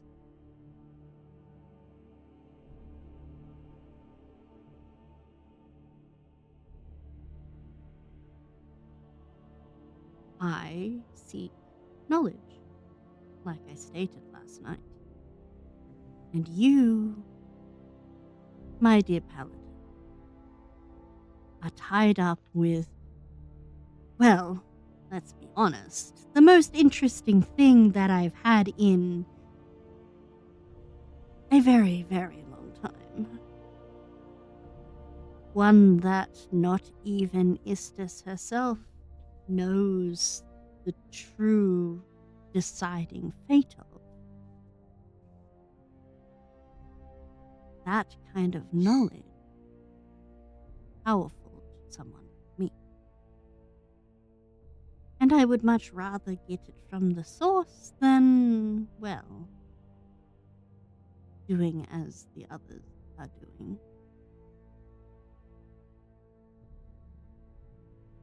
Others? What others do you refer to? Others like me. You think that your vengeance lord and myself are the only ones watching? War is on our doorstep, young mortal. And its fate lays partly in you and your companions. So we are watching very close. But why us? What could we possibly bring to this interdimensional, interplanar war that you speak of? What is it that basically a glorified hitman who found religion and somehow worked his way out of prison only to start murdering again, what could I possibly bring to you? Knowledge? The fates don't dictate who wields. Istis has explained it in more detail to me many times, but the whims of her and her tapestries are difficult to pass for someone who likes things written plainly in a shift and chain. You keep referring to knowledge when you say that's what you want from me. Do you not understand anything about what I was used as? Especially in my time before I went to prison. I was the You are a one they tool. paid money to make someone go away. It was not my job to know anything. They specifically did not want me to know anything. They gave me my coin so I could kill somebody, and that was it. I didn't ask questions. I didn't want to know. So why are you then approaching me for knowledge? Because while you yourself may not have known the knowledge that you think is important, your very actions carry the knowledge that I am interested in. Your actions are strokes on a canvas, words on a page of a grand story, a woven tale of joy and misery and bloodshed. And while these things may not seem significant to you, when someone has stumbled into something that is larger than themselves and carry, well, the fate of gods on their shoulders, whether they know it or like it or not. That knowledge is important for me as someone who covets history.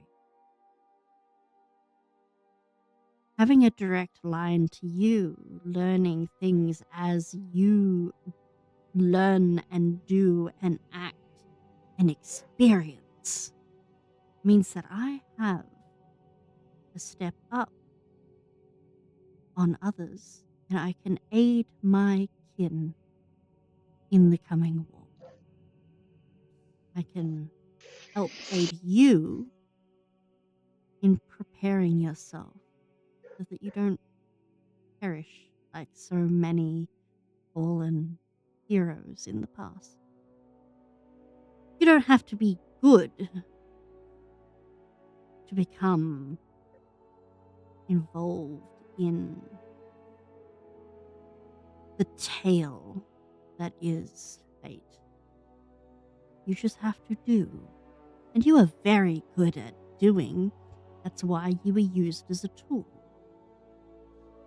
But now you are asking questions, and that makes you even more interesting.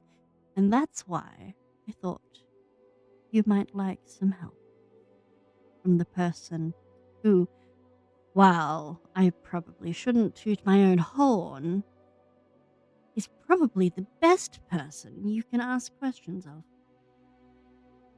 After all, who else has the history of the past and present memorized as well as I?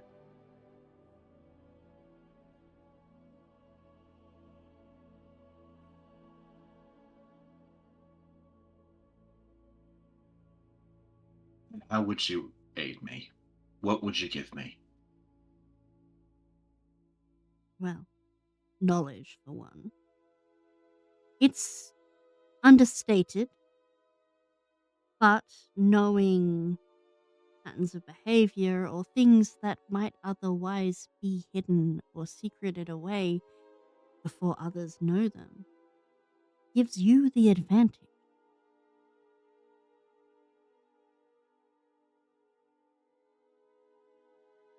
Knowing that the person you may be coming up against has a skill that would otherwise blindside you. Or knowing the past of someone that you can use as leverage. Wouldn't that be helpful?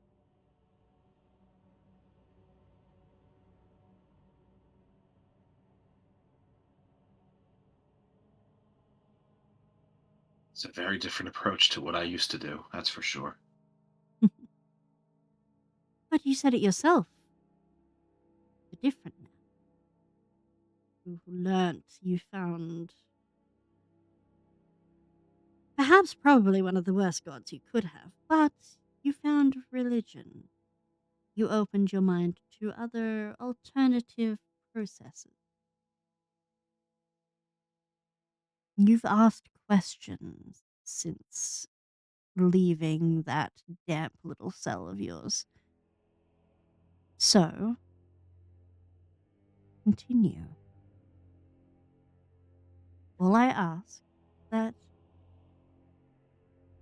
I be allowed exclusive access to the events as they occur. It won't impact your agreement with Hor. He still gets his information when he normally does.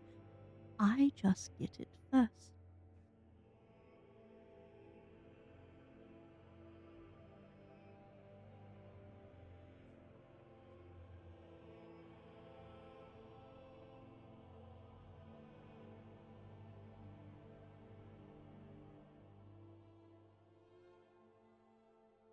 I have just one question before I make my decision. Only one. Disappointing, And but go ahead. I'll be up perfectly up front. Your answer to this question is going to determine whether I say yes or no. Go on. What is Blaine going to do? What is Blaine going to do with the knowledge she has? Why does she want to know these things? Blaine is under orders.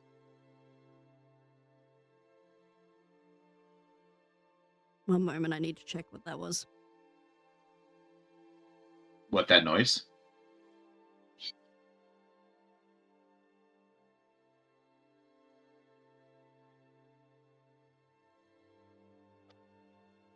Hold on, Hank. I'll be right back.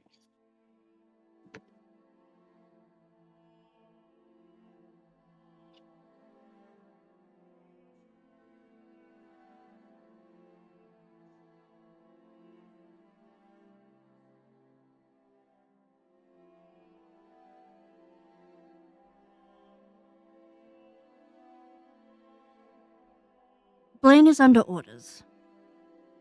She is going to be organizing essentially what will kickstart this little war between the two kingdoms of the continent you are on, seeing as you were interrupted by the Elven Queen. Yeah.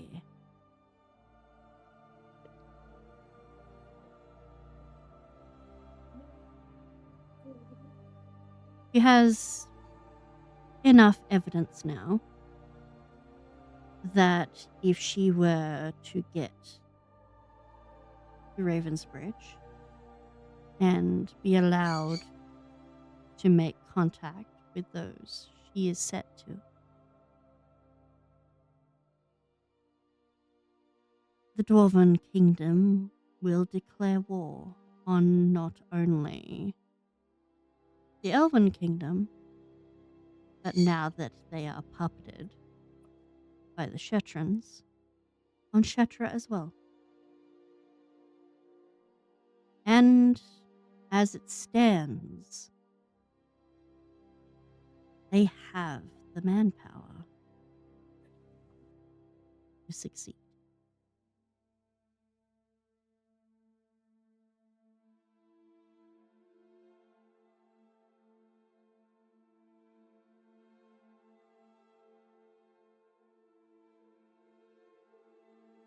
I need to go.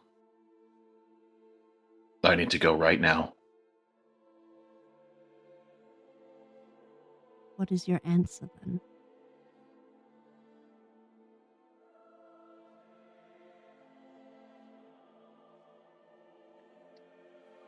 Whatever I might say, you already know. Thus I will speak our knowledge to those without it. A pleasure doing business. For your travels, it may get you access to resources. You see she reaches over, tapping you with the tip of the scroll on the side of your neck. And there's a moment of heat that sort of spreads before it passes. And you watch as she resumes her pose as she was before, returning to her still marble form, and the sound of the hymn being sung in the background returns, and of footsteps as the couple leaves, making their way out of the temple. You are back once more as you were. He's going to take like a few sort of heaving deep breaths as he sort of regains his consciousness and the world around him. And he is bolting out of that church and looking for the rest of the gang. Okay. And that is a good point for us to have a small break. Yippee! Huzzah. And we still haven't left the shop. No, We sorry. still have to prevent There's been a another lot to do. war. I mean, that war was the first one you were trying to stop, but like.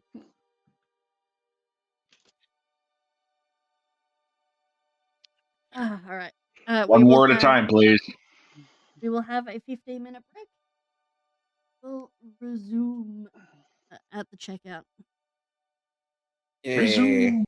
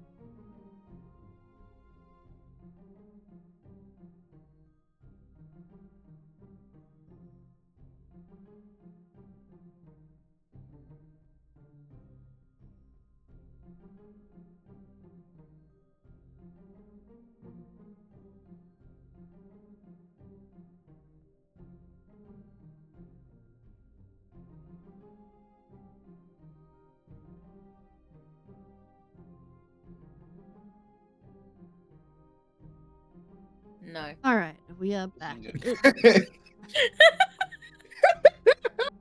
Well, fine. I'll leave again then.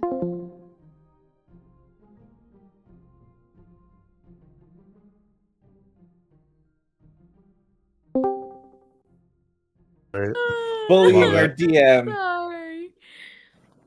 Look at what you've done. I'll excuse myself. I'll go put myself in the corner. Nobody puts He babies puts in a Willow corner. in the corner. Okay, brain. Oh, so we won't put Willow in the corner, but Pastel can go in the corner? Got it. I see. I was going to say something, but I'm not Yeah. going to have that on a YouTube recording. Leave Willow here when you leave. Oh my. I want to Oh know what it my. is now. I'll DM you.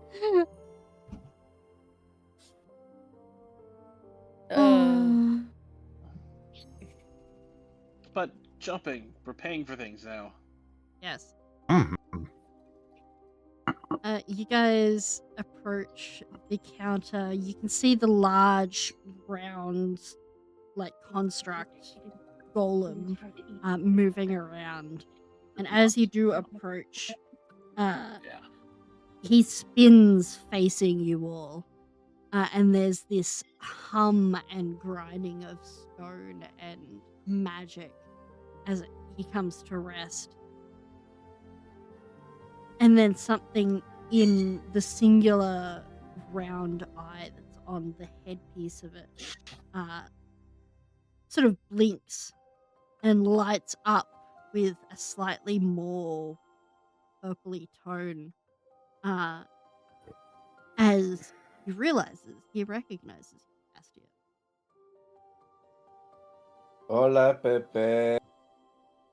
How are you? Hola. Where have you been? In an uncomfortable situation for a long time. You are dead. Not I quite. swear I didn't tell him anything. Cassie just takes one thing from his platter, just pushes it off. That's 100 words you're writing down. Damn it! I can confirm the small one has not told me anything. I have not met him.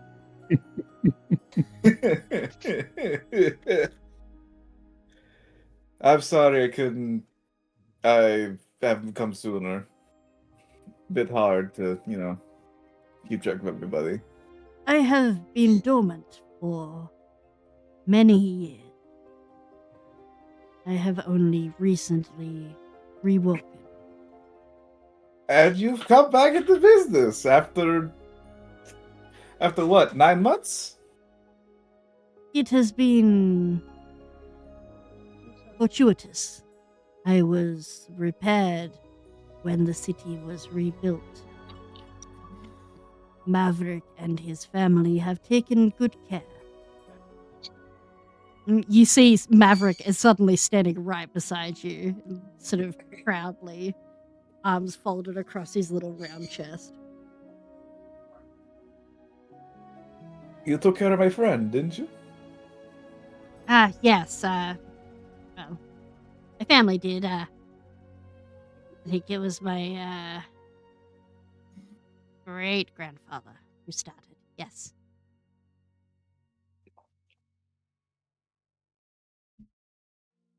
Well, thank you for taking care of my friend. It is, not an issue. We have safe accommodation here and work, and it is nice.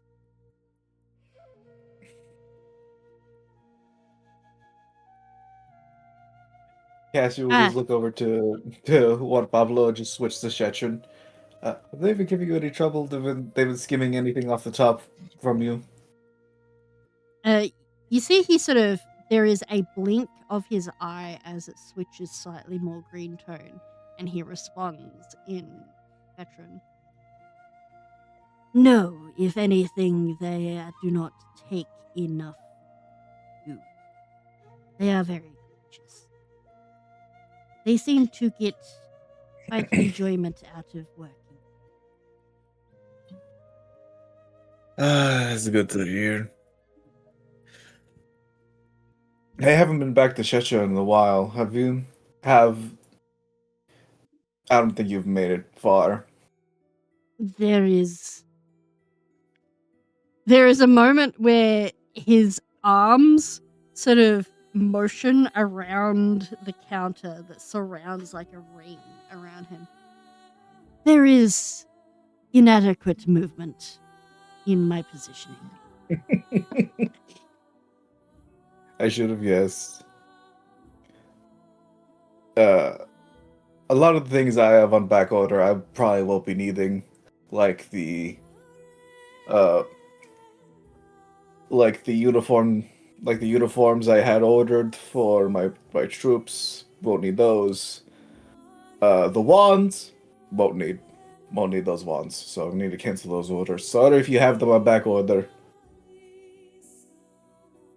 Should I be canceling the order for the repeatable tome as well?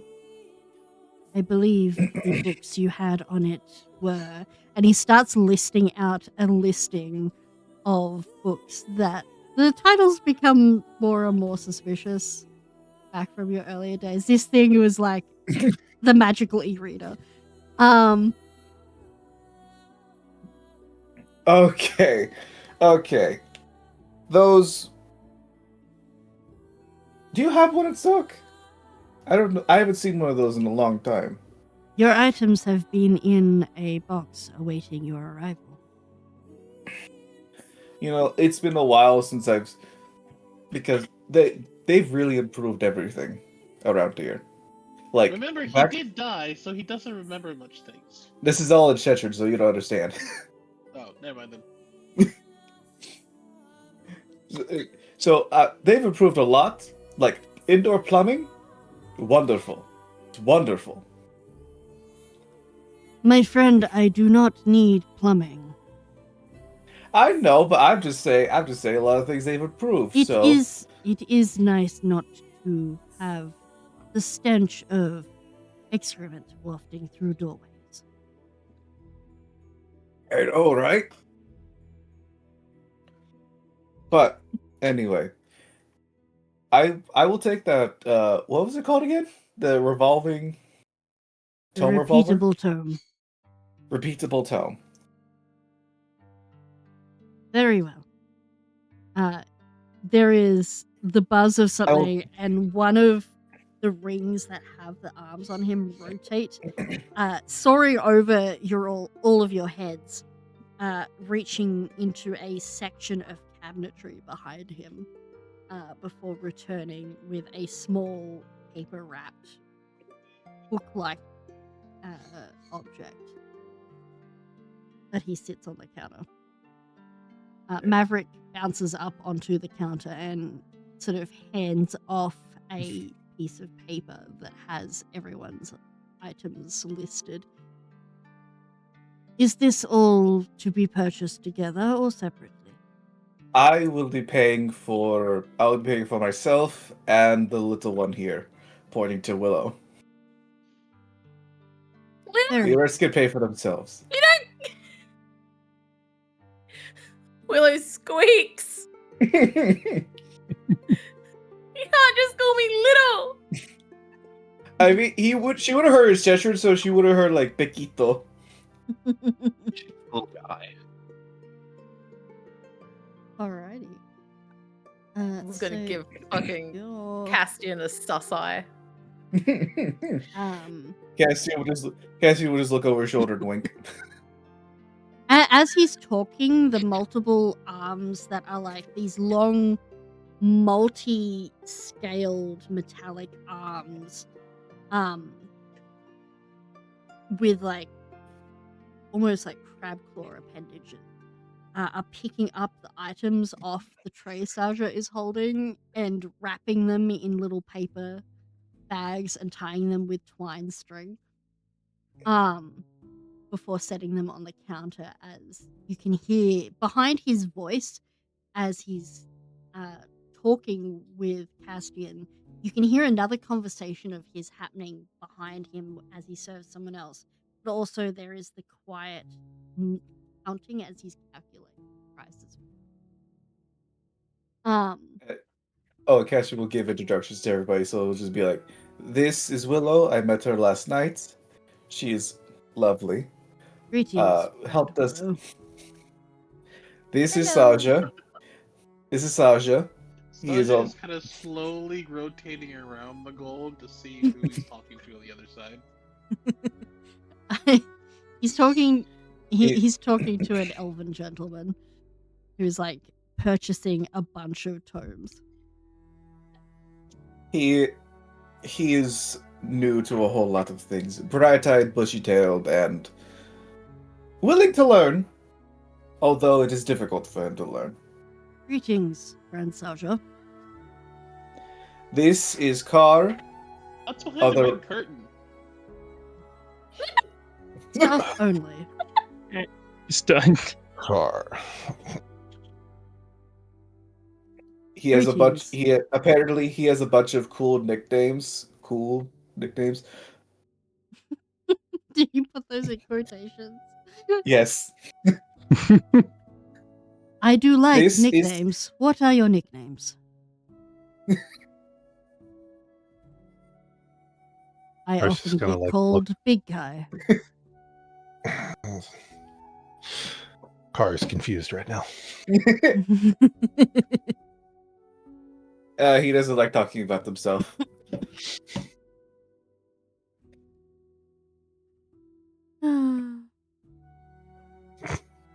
He's like half pint. Doesn't like talking about himself much. Understandable. Although the stick is not as far up his ass. This is Setsa. Silent but deadly. Also very large. Almost as large as you. Greetings, Francesca. You hail from the desert. I pay respects to your people.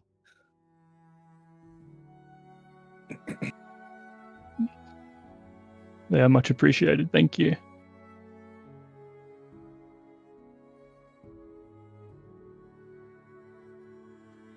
Everybody, this is my friend Juan Pablo. We call him Pepe. Also, big guy. It is another If you're- nickname I like.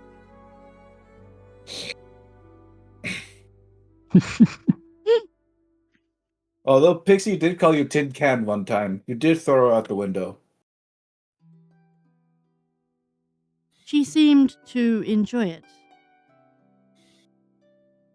Yeah, she did like the rough house.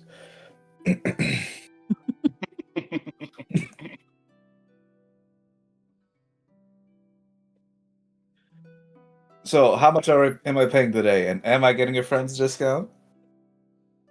There is the sound of almost robotic laughter mixed with the sound of grinding stone as he laughs. Ha ha ha. Um, Ha ha ha ha. Microsoft Sam laughter.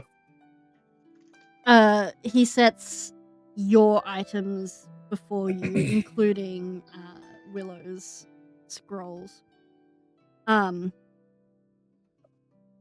You do indeed get a discount, especially as you still had credit on your account from your last visit. And the Hey! refund of back-ordered items would only bring your purchases to 300 gold. Oh, did you specifically construct that sentence to be as painful for me to listen to as possible, Yes. given the field I?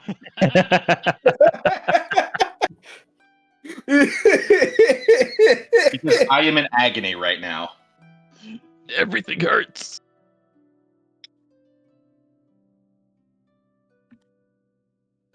So you owe 300 gold. That's paid in full. And am I paying for my own items as well? Yes, you are. I'm not We're all asking paying you, for our I'm items. asking Poe. Yes, you are. Okay. Yeah, Castian only paid for his and Willow's. Willow's gonna peek up and go, those are my scrolls? Yeah, Indeed, yeah, friend Castian. Willow. Castian has paid. I offered to, and I will follow through with it. Thank you. Yes, you did a great service for us. Why wouldn't I pay you back in some manner?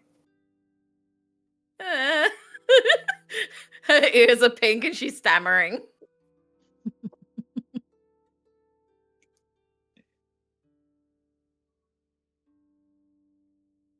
Are you comfortable with me paying for your things? It's fine.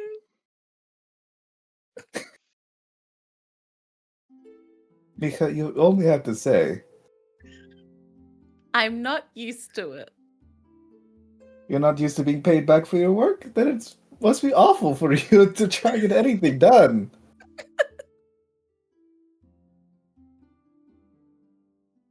Yeah. No, I...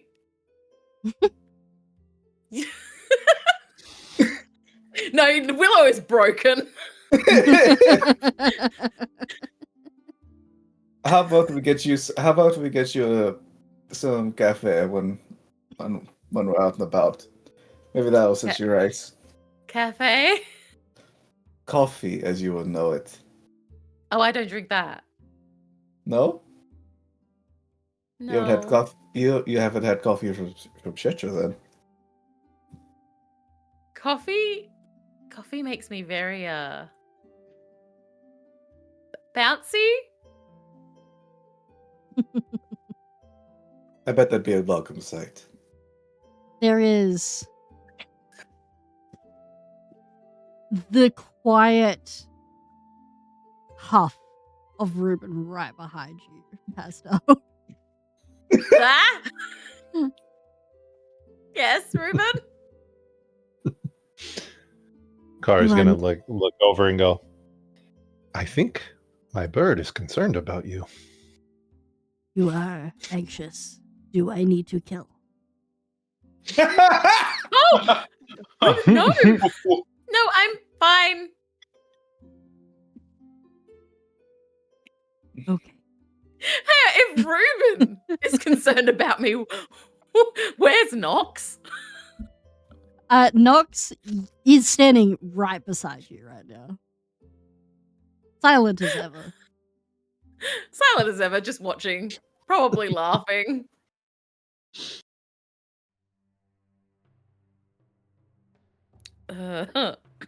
Anyway.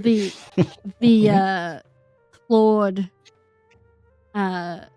arms set down the newly wrapped objects in front of Saja. Friend Saja, your total is 250 gold. Okay.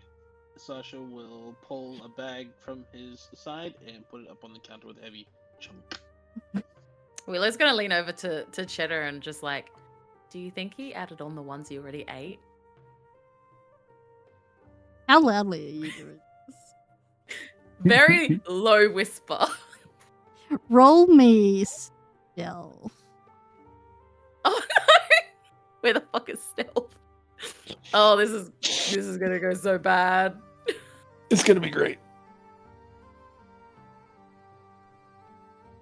9. No. There is the sort of humming from the construct in front of you. It is no matter. Calculations have been made to include those that were sampled. Oh, okay. That Maverick sort of pipes up. Yeah, he sees pretty much everything that happens here. Oh, He's, Okay. he's wise for your shit. It's good security.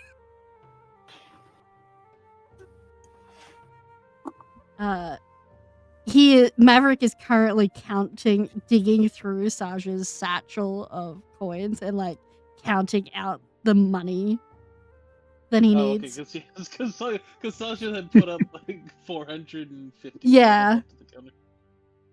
Maverick is a goat person, just a little rotund goat person. Oh, Yeah. He's very fuzzy. He He's a looks like a satyr. ball of fluff. He's prepotente. But yeah.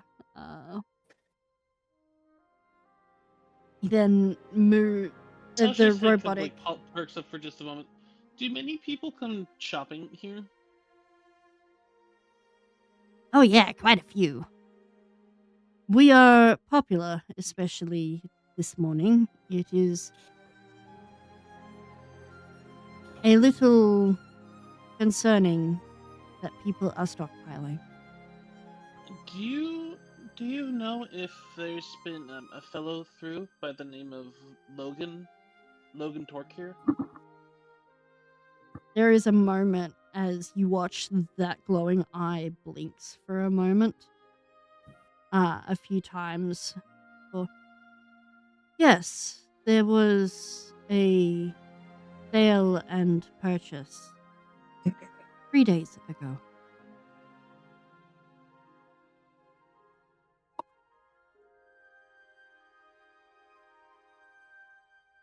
Is he a regular customer? There is some more of that blinking as the process goes through. Relatively, yes. Is there something you would like to inquire about? He's an old. No, he's not an old friend of mine. No, I don't. Use your He's a- words, Sasha. He's a nasty person. I want to punch him in the face. But I know that's not right. Civilized rules and everything. I guess doesn't make sense here. Fighting is not permitted I'd like- within the walls. However, once you are outside of this business's walls, I cannot stop you.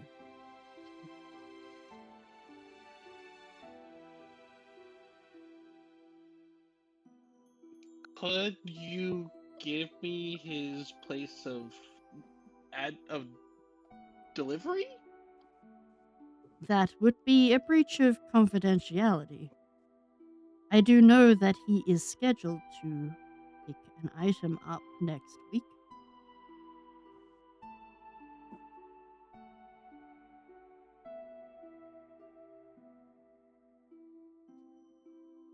Is there a day that I should avoid not coming here so I don't have to meet him?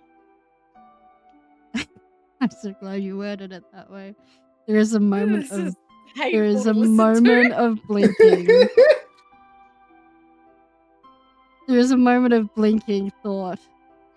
Monday.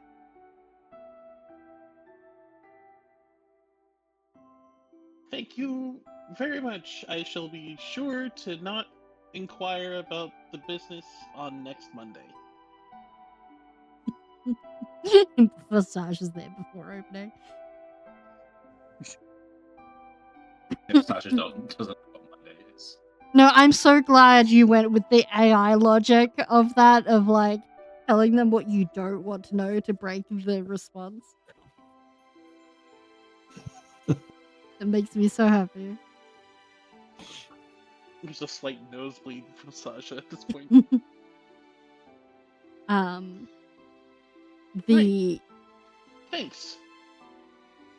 You are most I'm welcome. gonna go now. Friend Sasha. There is Sasha immediately, very quickly begins walking out the store. just leads over to Juan Pablo. Yes, it is that faithful to talk to him most days. I did not find it painful at all. It is similar to my own.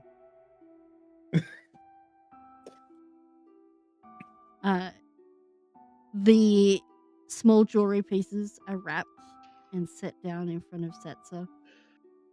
Your total Thank you. is 2,100 gold. I will I'm gonna Hey. hand over the required platinum pieces. 210. Yes.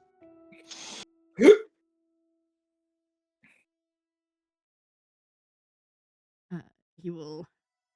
Should you require additional enchantments on those, you may return. We are always able to add additionals for a cost. If anything comes to mind, I will. Thank you. You are most welcome, friend Setzer. He then wraps up the items for Car, sends the item to be delivered discreetly later, setting them in front of you. Your total is 3,000 platinum. Carr doesn't even blink. He just pulls out a checkbook, starts writing, hands over the check. Just standing off to the side, gaping at the amount of money being spent. There is the clawed hand takes the check and holds it up to one of the lights, almost like checking its validity, before there is the satisfied sort of humming, and it moves underneath to be placed into a safe. Thank you for your patronage. You are most welcome to return anytime. Your spending has accrued you a discount on your next purchase. I should hope so. Turns and looks at the rest of the party like, what? I mean, we know his girlfriend's loaded, so Yes. Yes, yes. Perfect. yes, yes, That's where he got the money. Yes. yes. Yes. This is assuming he doesn't have 7 other sugar mamas. He does he? not. Rochelle Over the would, table, he does not. Rochelle Rochelle would would not murder me. allow it. She would. She wouldn't just murder him. She'd murder them as well. No, she'd murder them and leave him alive to suffer. Yes. Yeah. If 100%. she can't have him alone, no one can. All right. He thanks you for your patronage before rotating once more towards Bastion. It has been a long time of dormancy. A lot has changed. It has. How did you die? Well, to say it out loud in a very public space. Apologies. I did not realize that was insensitive. Cassie will just point to the spot at his temple, and he'll say, "White." I asked too many questions at one time, and they made me take the fall for a lot of things. There is a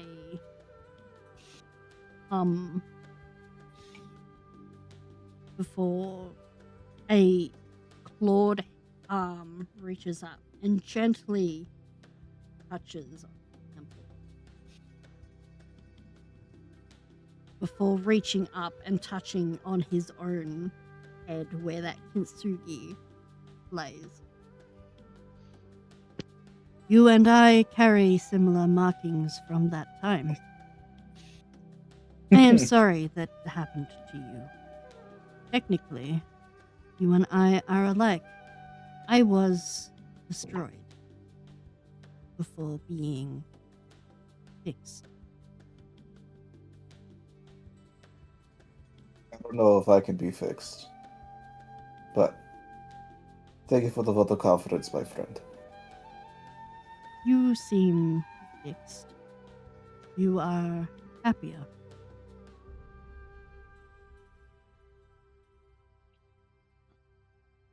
Yeah. You have friends, so different now. But you are less militant.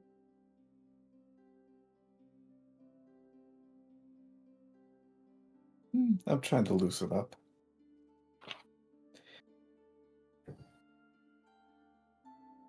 Death would taught call me that that. Fixed. Death taught me a lot of things. And she was much kinder than any man I've met. So.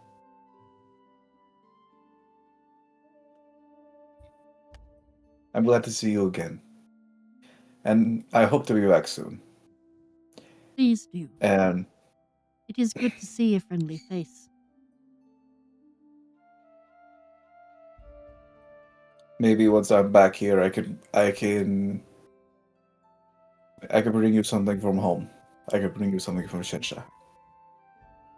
I would like that greatly. Do you still have your pot collection? No, though I have started a new collection of small ceramic birds. I'll make sure to get you something. Make sure to get you something like that back home. It is much appreciated. Stay safe. I will. I have this one. You will just ruffle up Sasha's hair. And I have the other. Already by this point. Oh. Yeah, Sasha dipped. Oh. He pissed. Well, I have the goblin and all these other ones, and another one you haven't met, but I'll be.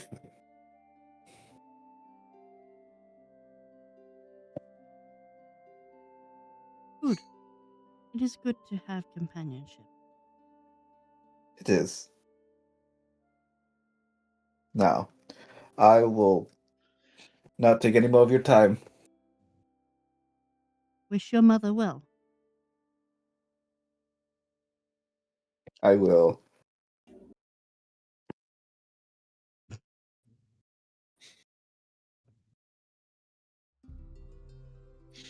And Guys, just as soon as he gets to the door, now where the fuck did Sasha go? Go ahead and make a perception check. Should we all any do a of the rest of perception you check? may assist in this if you wish. Sure, I'll roll one. Wait, what are we rolling?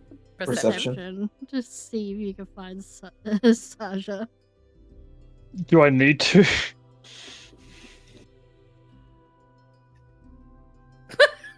You might need 9. to. Everyone's rolling ones and fours.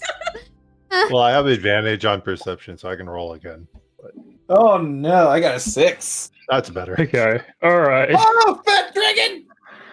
He's a dragon. Just I got a 16 plus 11. That's 27. Okay. I got So- a nat 20 on my second roll.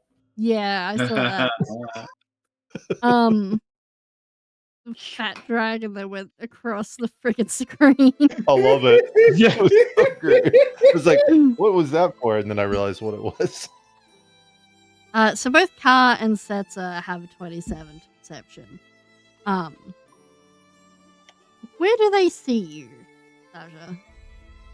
They see Sasha having set down the platter, like off like nearby, like on a park bench at some point at that point in time, and Sasha at this point has clambered up the side of a building and is just pacing back and forth and back and forth and back and forth, angrily like growling on top of a roof. Oh, I have it. Carr can use his new cloak that he just got to try out his new powers of flight to fly up there and be like, Yeah. so he flies up there, lands near Sasha, and goes, "What Hi, has gotten into you?"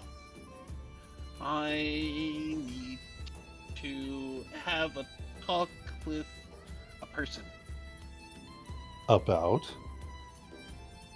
Them and their stupid mishandling and they shouldn't have been anywhere near the world tree, and they were doing bad things, and I need to, and they called me stupid and ignorant and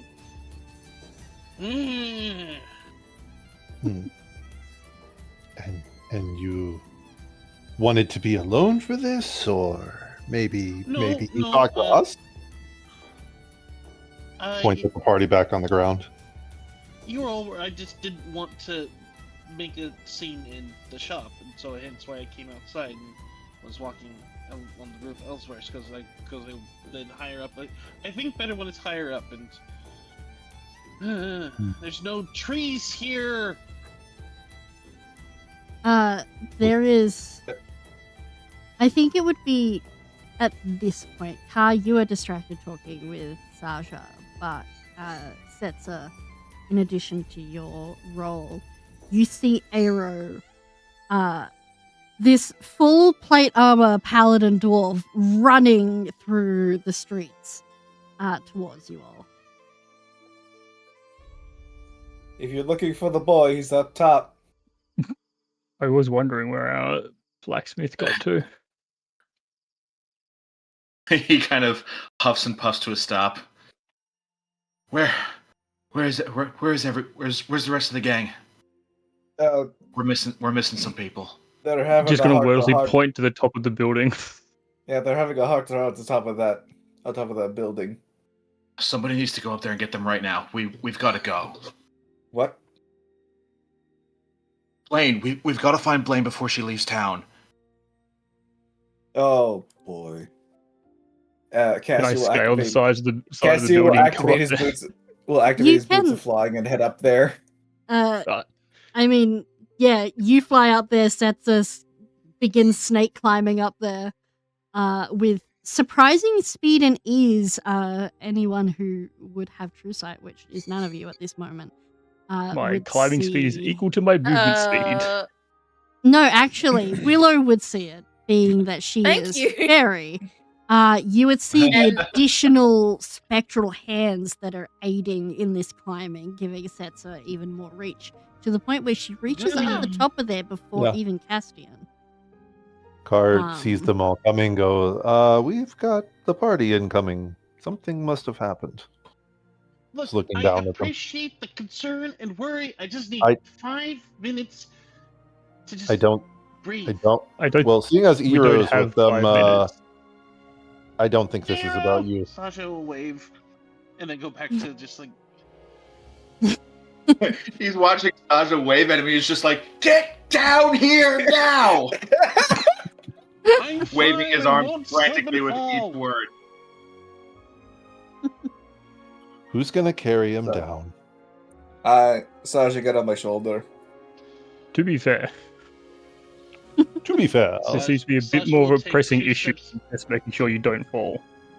Sasha will take 2 steps back and then take a running leap off the building. Okay. Ah! Okay. Is With, anyone gonna catch him? with a practice leap, Sasha jumps off. I'll get you to roll me a acrobatics to see how you stick this land. He's gonna break his tailbone. Can I do the same thing? And, Actually, like, no. walk I myself would. off I the would edge of the let you. building? I would let you roll athletics because you're practiced at jumping off high locations. Okay. Can I do it too? Absolutely. Yeah. Flying snake. 32. Yeah, easy. You watch as Well, with advantage, one of those is a nat 20 with a total of 34. Okay, yep. You see both the tiny goblin man and Setsa land surprisingly gracefully on the ground after leaping off the roof. I get to think twist Cars- around in the air like a snake.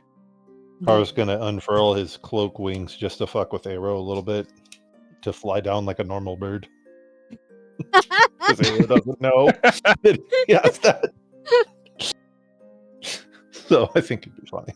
Anyway, so Car flies down, lands right in front of Arrow, like, sup. Willow, you quietly hear from nearby Reuben going, "One day I too will fly like father."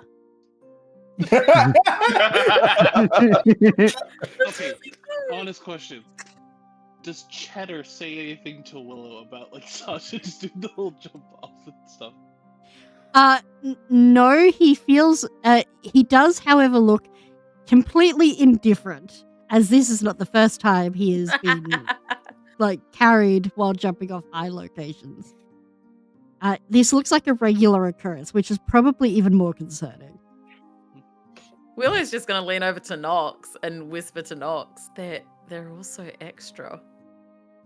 Your new companions are interesting. They're odd. Some of them smell fey. Oh. Yay. Would that be the snake lady? And partially the goblin. Oh. I thought something was different about him. It may be the companion he carries.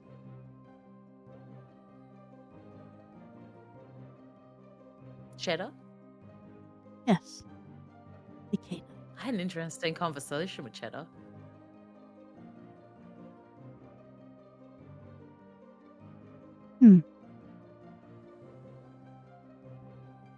Be wary of fey trigger. Always.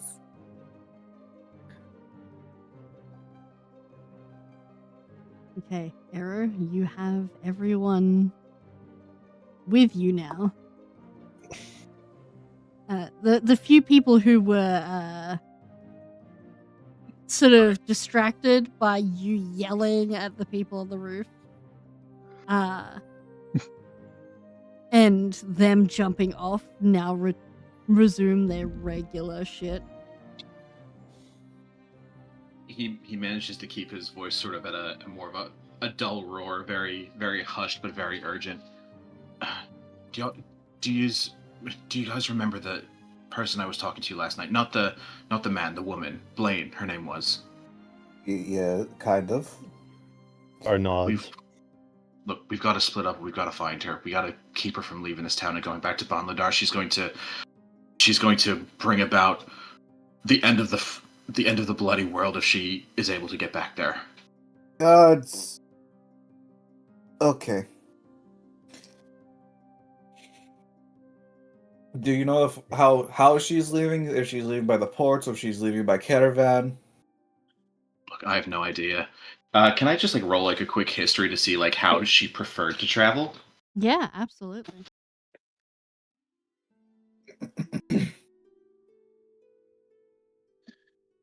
Don't let me down. 13. Okay.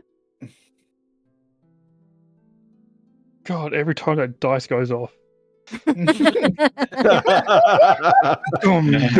you. You can Here you mute go. dice sounds. But why would Yeah, you- but that's Yeah, I that's- know, but It's funny. Okay. Aero, this city is landlocked, so they can't necessarily go by boat. Is it? However, it is, yes. I thought there You was a can map with a boat. You can It's on a lake. Oh, it's on a lake. Yeah, it's on a lake. It's on the Mirror Lake.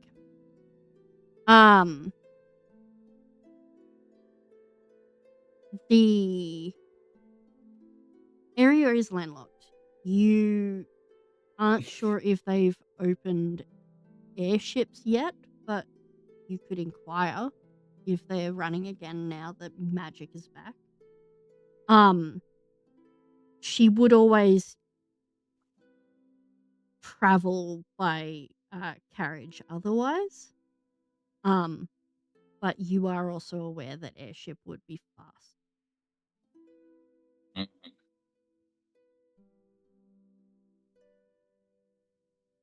You know that when you had left Ravensbridge, they had been planning on reinstating airships. So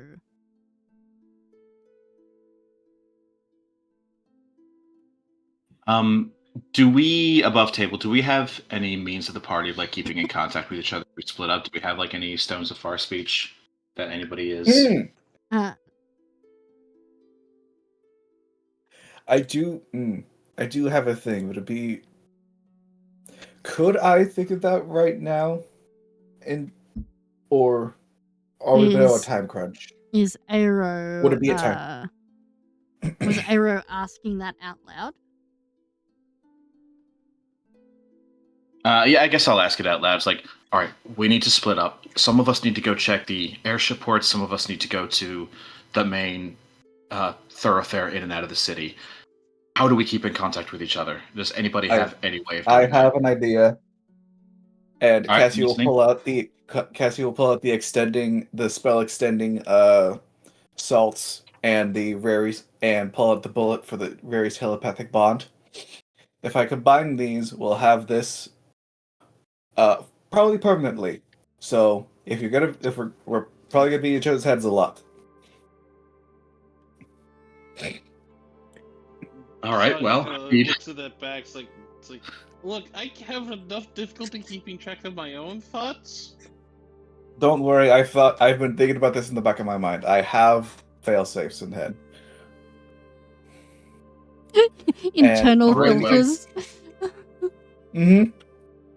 Can I do an Arcana check to see if I can do this right now? Yeah, roll me Arcana with advantage. Yay!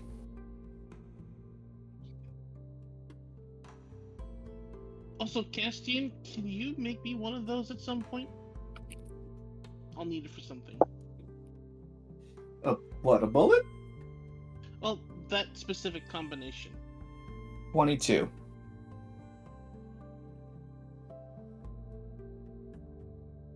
Yes, you could make it quickly. It would just be a matter of adding the salts into the bullet. Okay. Into the gunpowder of it. And Cassie will add the salts into it, and he will cast Rary's telepathic bond on everybody. Nope. Willow is vehemently against it. What? Being telepathically bonded to people she doesn't know yet. I could Look, exclude you, though. It's fine if you don't want to participate. All we really need is 2 people, because there's only 2 places she's going to be. Well, we might need more than a couple of people, so if a couple of people go to each place, that way then we're... Well, oh no, we do. Do we have Stones of Fire speech? No. But you could go inside and buy some. Yeah, we are right in front of a shop. Arrow's gonna Just bust run. into that shop and just like run up to the counter and slap his hands down on the counter. Stones of Far Speech, you got any? The large metal and stone thing spins around. We do have sending Greetings. stones. You do? We It's do. up to you, it's We up have to a you set of guys to 2.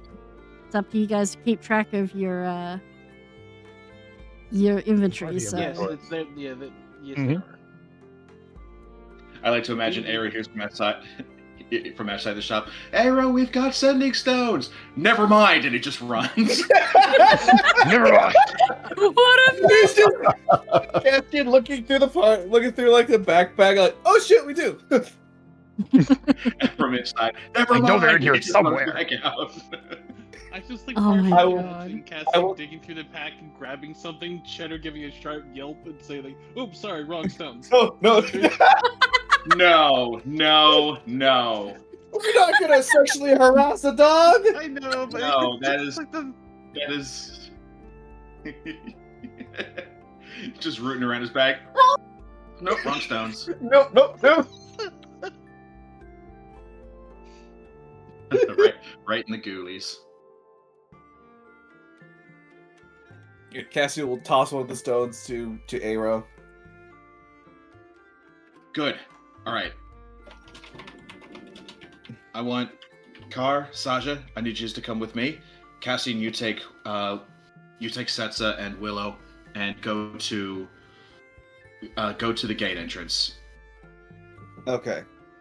You know who we're looking for. Just keep an eye out for her. If you see her, do not engage. Just call us immediately. Yeah, All at right. least somebody's paying attention to the rolls. Car's not there. yeah, Car's gone. Oh, Jesus. Car's gone? Yeah, Car's gone. Yep. Hang on. All right, fine. Sasha, you're coming with me. Okay. Well, keep in touch. And Sasha will grab like one of the stones and say, "See you guys in a bit." Arrow just like grabs Sasha like around the waist and like hoists him over his shoulder. Also, Cassie, don't forget your platter.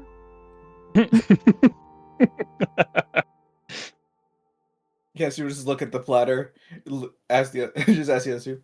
Should I count for each thing that he left on this platter as a word he should write? That's mean.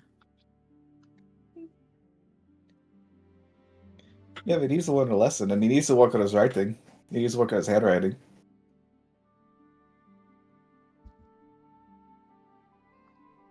He'll deal with 100 words. I guess you will pick up the platter and all the things Sasha left on it, and head out with the other 2. So which group is going where? So Sasha and Arrow are going to the airship port. Okay. Alrighty. And Castian, Setsa, and Willow are going to the front entrance. Okay. So guys make your way. You remember what she looked like, right? Ew. I mean, I just saw her earlier. I will get Castian, Willow, and Setsa to roll me a history, please.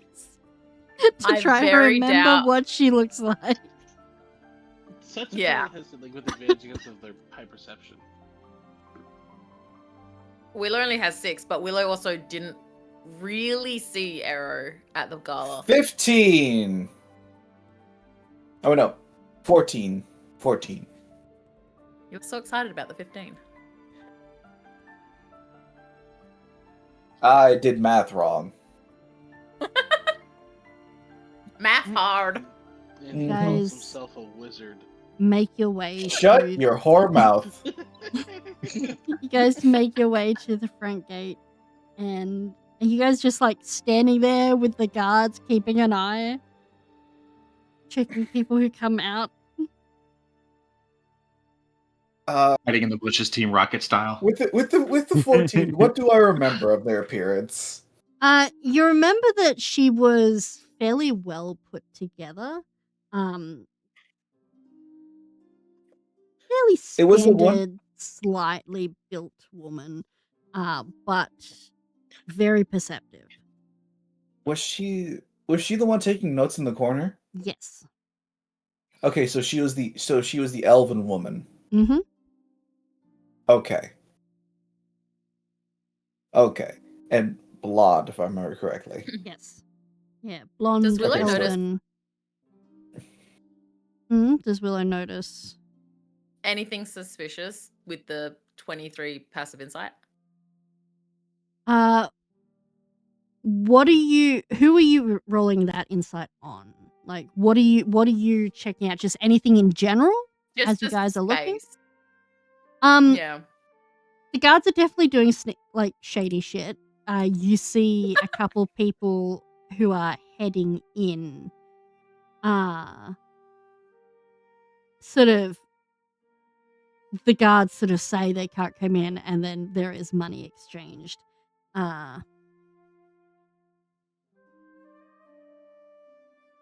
And they get let in shortly after. There are also a small group of children who are sorry. Onto something.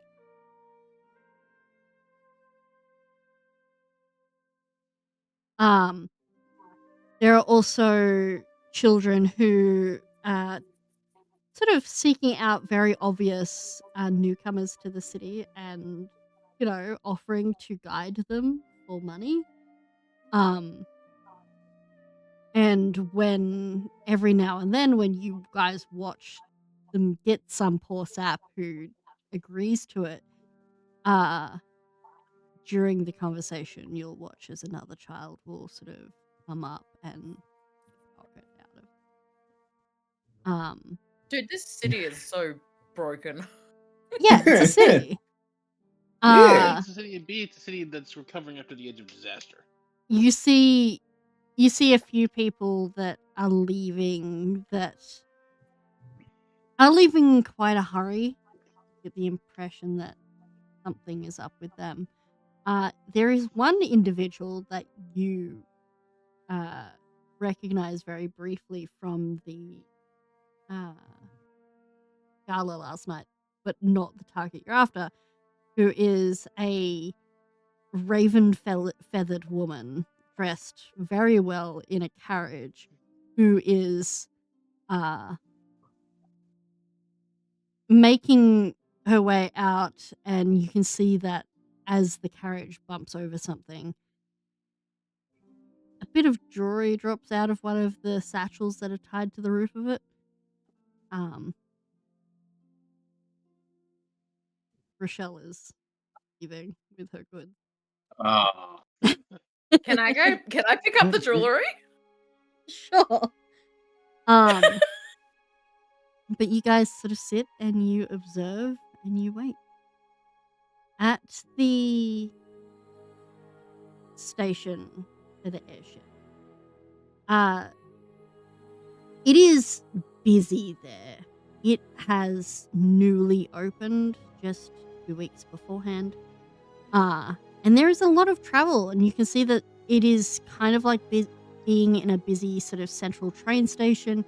There are a lot of people coming and going. There are small sort of cafe type structures within it. And there is actually a large airship sort of docked, awaiting its passengers as they are being checked off to enter in. What are the two of you doing? Sush, as they're running, I guess, which it very quickly becomes clear that after Iroh lets Sasha go, Sasha very quickly outpaces Iroh, so he's moving along on a jog while Iroh is like, but Sasha will pull down the mask and to look for, and asking Iroh, so who are we looking for? We're looking for somebody that I was speaking to at the gala last night. Tall, elven woman, blonde hair. Pretty athletic build for an elf, not that sort of lithe, slender look. I don't know if you remember me talking to her, but that's who we're looking for. Well, look, does she know magic? I'm sure she does. So maybe we're not looking for her. Maybe we're looking for someone that's like her or otherwise, I guess. Just can't think of who she'd possibly be imitating at this moment. Look, the best chance we have is just to see if she's, booked a ticket, probably under an alias. So if so, we just need to try and find any kind of clue that we can. Aira's going to try and recall any aliases she may have gone by while she was traveling. Yeah, roll me a history. With advantage.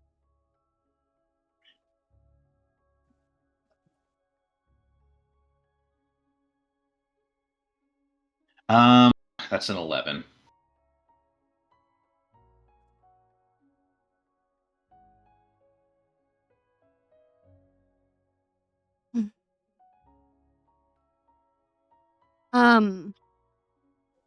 There are two other aliases you know her going by.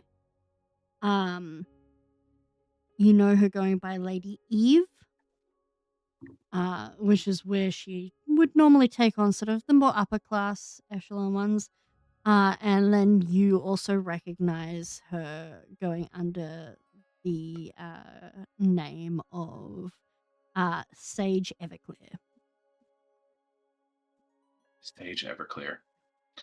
All right, Sasha, here's what I want you to do. I want you to go up to the ticket counter, go up to a different person that I'm going to be seeing. I want you to ask to see if a Sage Everclear has booked a ticket, and you need to find her immediately. What should I say? I don't know. Make something up. I don't want a reason. Just make something up. Say that you're, her adopted son, and she left something very important at home, or say that you're a long lost friend just wanting to reconnect before she disappears for good. I don't know, man. Make up anything you want.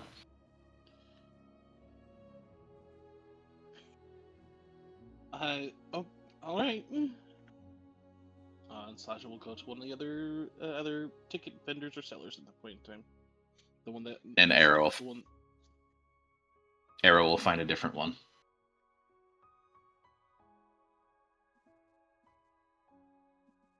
Okay. And you want to be attached for Sage Everclear, yes? Sage Everclear, yep. Okay. All right. I will get you both of you to roll me investigation checks, please.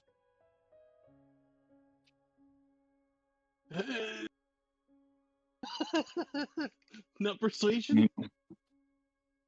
I can get. I'll allow you to do persuasion if you want to try talk someone's ear off about it. I will I mean, absolutely try persuasion over investigation. Charisma is my stat. Charisma is my stat.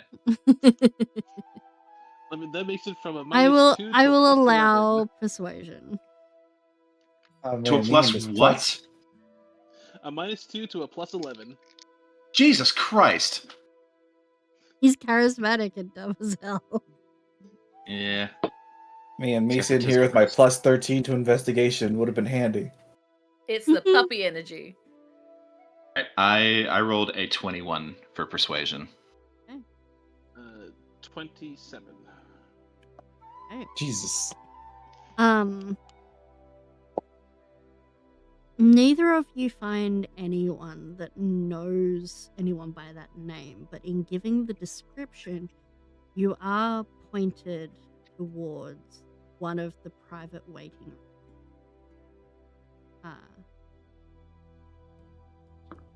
by various different attendants. What is the excuse each of you are giving to be allowed into this room?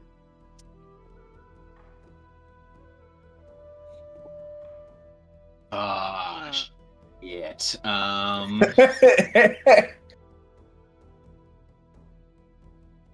Sasha is giving the fact that he has his backpack on at that point in time, that he is a part of a emergency courier service from the hotel that the lady stayed at the night previous, and had unfortunately left a suitcase within it at that point in time, and he was there to return it to her.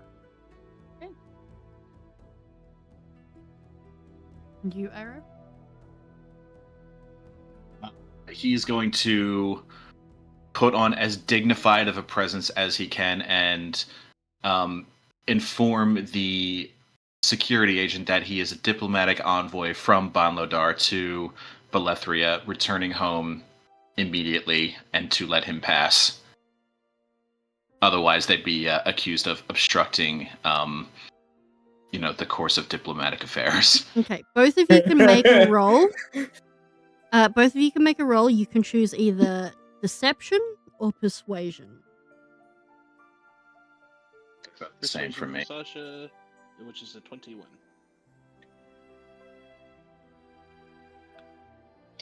I rolled a 10.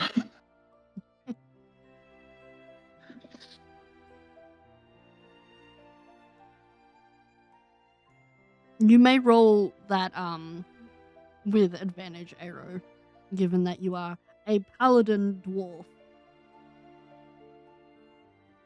And you rolled very well with your initial persuasion. All right, that's an 18.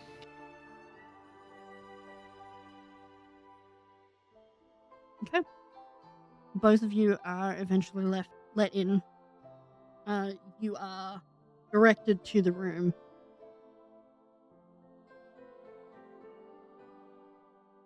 As you enter in, the room is,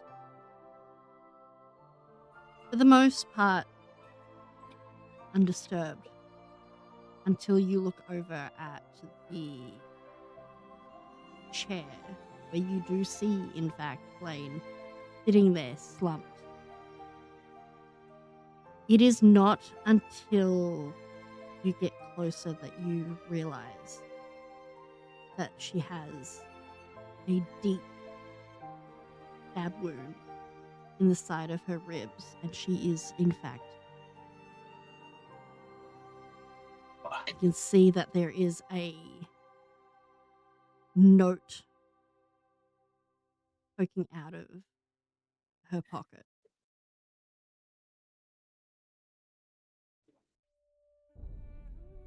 I'm going to take the note and read it. The note is scrawled on torn parchment. It simply reads, "Her soul was rotten, but her flesh will feed my crows." No. No. Arrow just basically crunches up the letter in his fist and it starts shaking, and he just the air around him is shimmering with how angry he is. You can see that she had sort of her stuff with her. The satchel that she had at her side, now that you are closer as well, you can see that it was opened. It looks like it was, scrounged through a little bit as if someone was looking for something.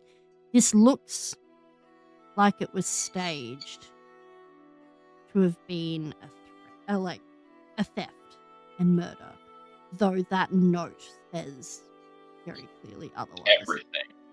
Everything. Do you go through her satchel? Yes. Okay. Is there anybody else in this room? No, it was a private waiting room. Okay, Ira, I what wasn't are you sure. doing?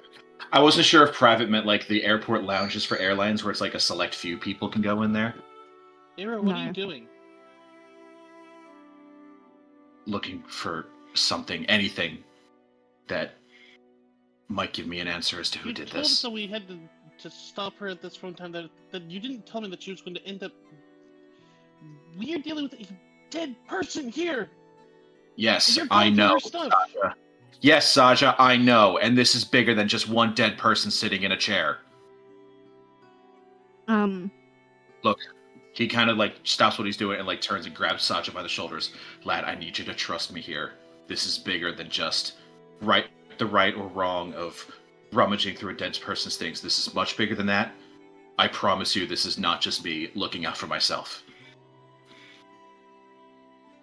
Right, because you are always been known to put other people ahead of yourself and your goals and wants.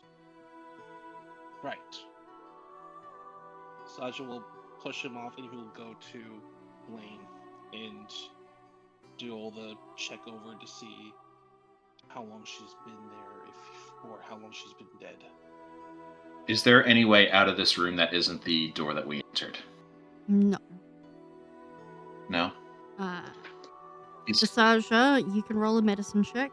Aero, you can roll an investigation on her items. Okay. Keeps rolling under my drawers. Well, I rolled a 5, so I ain't finding shit. 18 You- medicine. You don't find anything of value. You do find a letter that is stamped with a familiar wax seal that has been opened.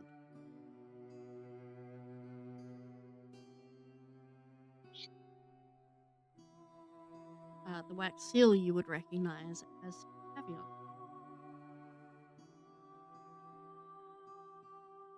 I'm cracking that shit open. Okay, well, it was already cracked, but you open it up and read it. What the letter says is, Lane, our friend the blacksmith has been making a lot of noise lately. We may need to engage your skills to put him back into prison or put him down if you are concerned.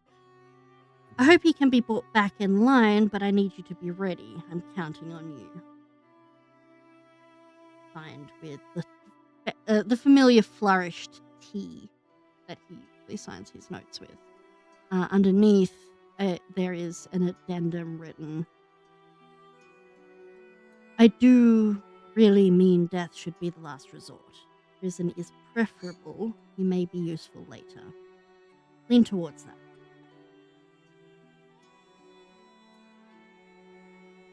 This letter doesn't get crumpled up. It gets folded very neatly and placed into, like, the inside of like a breast pocket or something like that.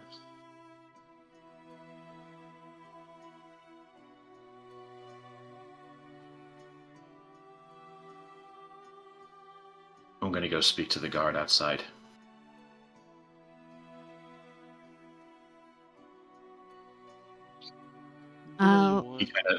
He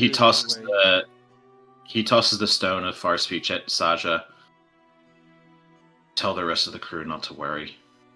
Blaine's been taken care of.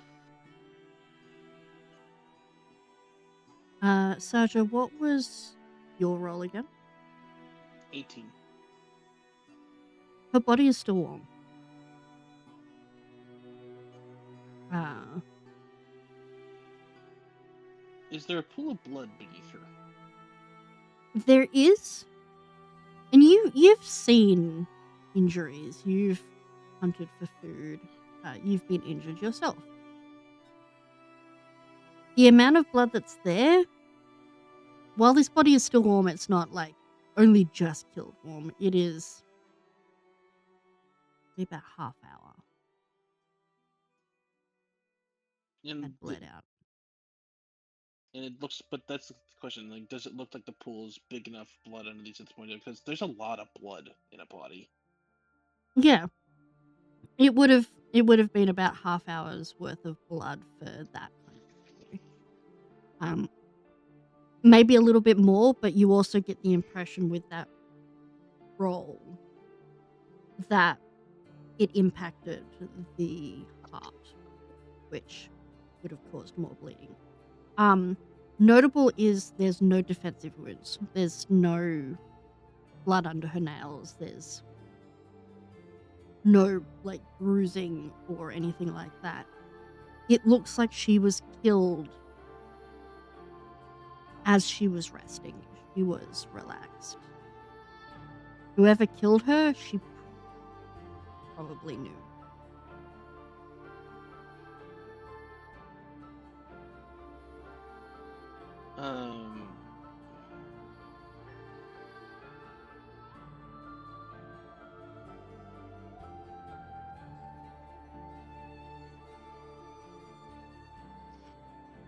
Sunshine,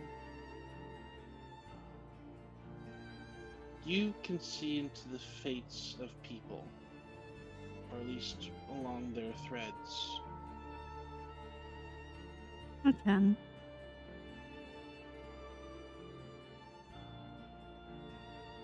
If I was to place you on this woman's face, would you be able to see what her last moments were?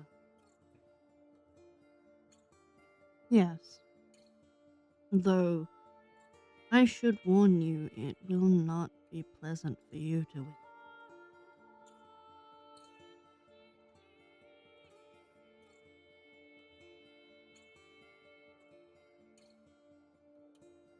I don't think she deserved to die. But what do I know? Maybe I'm innocent and to the ways of the world. So maybe I need to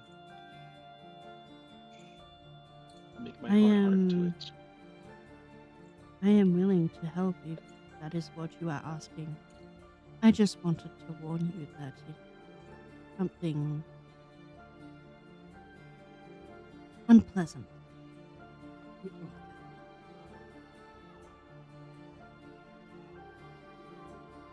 Will you damage her body in any way? Further? The body will be partially consumed. It is not my choice, it is the nature of this vessel I reside.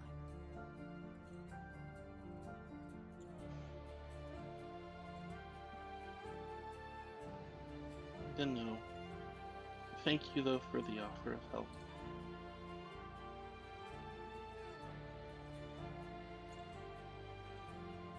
And he will... Is there anything else, though, that you see here? Any lingerings of You've been magic? wearing this the whole time you've been in the station. Yes, but that doesn't necessarily mean that there's things that Sasha has his own direction for, but he also knows that Sojourn has their own Yeah. awareness of the area around it. I will say, your friend, Dwarf, his concern is genuine. There is no falsity.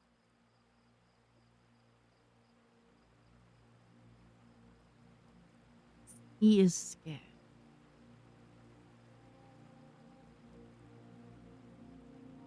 It's hard to trust him at times, seeing what he's done as well. And when he reminds me so frequently to not put my trust in words and to others around me as well. You have a good. Your instincts are on point. Follow them.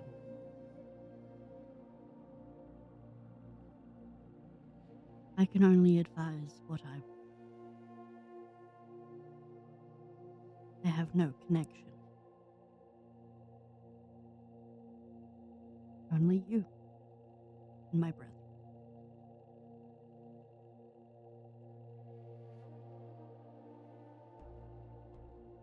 Sasha will sigh and stand up from the body, kind of lift the mask and wipe away a couple tears at the edge of his eyes before he picks up the stone and says into it, Blaine is dead.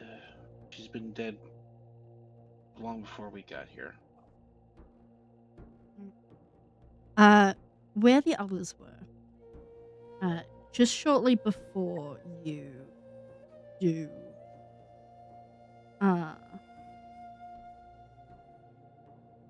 get this message from Sasha,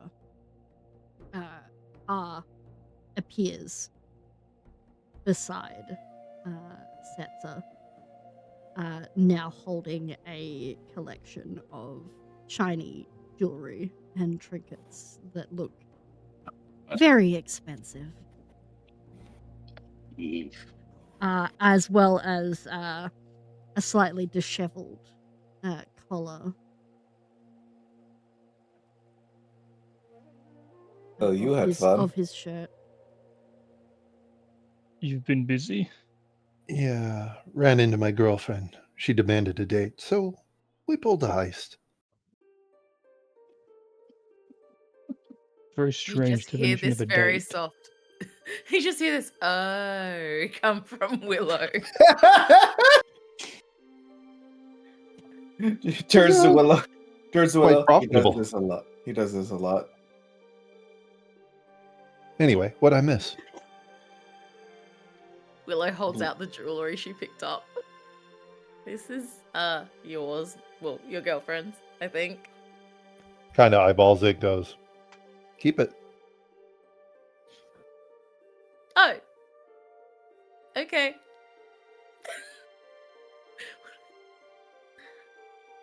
Blaine's dead. What? The message comes Blaine's through dead. on the speaker.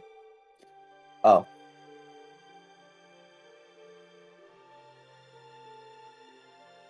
Well, you heard it there. Blaine's dead. That's Not exactly the best outcome, I don't think. No. Well, I think Aro's going to be disappointed. Sounds like Sasha's disappointed too.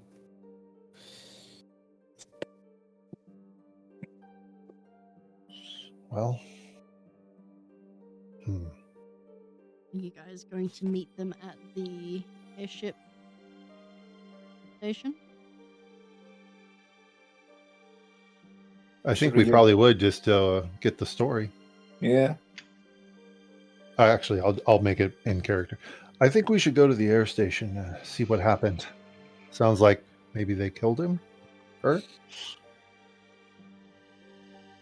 I wonder what happened. Oh, we'll have to see. Only one way to find out. As they head towards Arrow. What do you? Oh, should we have said in the stone we were coming? Well, first thing I'm doing is I'm casting Probably Zone should've. of Truth on him. Okay. Yeah. So he needs to beat a 16 charisma save. He fails. You roll 14. Cool. Before me, who was the last person to exit this room? Gentleman in a dark red cloak. Describe him. Anything you can. Everything you can. He was full, seemed friendly with her. He walked her in and they chatted and then he left. All I remember. You can't remember anything about what he looked like. Facial features, hair length, hair color, eye color, race, skin color, any of it. There's a look of confusion on his face as he realizes that no, he cannot remember. No. Does he?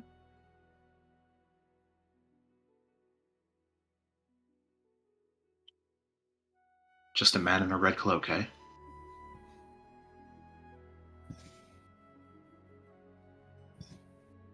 I remember. How long He ago had did he a leave? he had a silver pin brooch on the cloak, silver feather quill. Alright, I'm gonna roll a history check on that. Very good.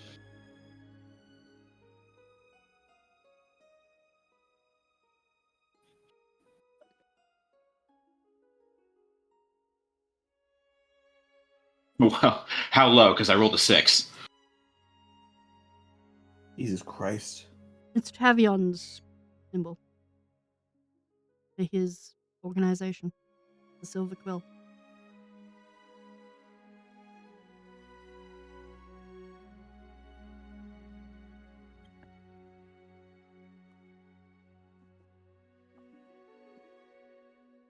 You're gonna want to call, well, not a doctor. You're gonna want to call the mortician. 'Cause that man killed that woman in there.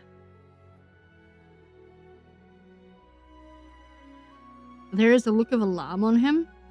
I want you to roll persuasion. Because that sounds awfully suspicious.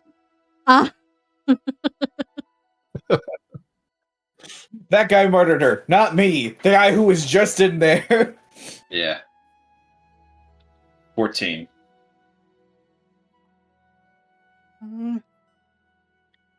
He rolled an abysmal insight, so he believes you.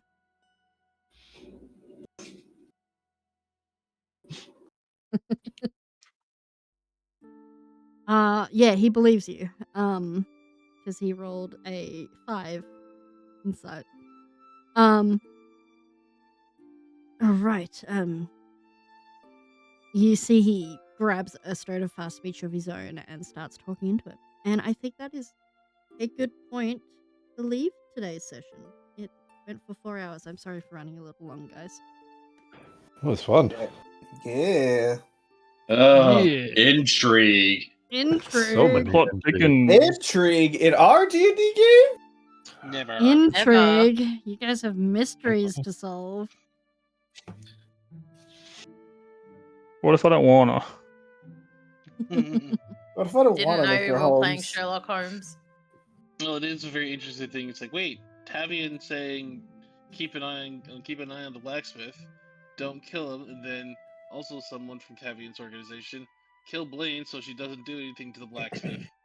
Very suspicious. Mm-hmm. It's almost like Don't they're be double suspicious. agents around. Don't be suspicious.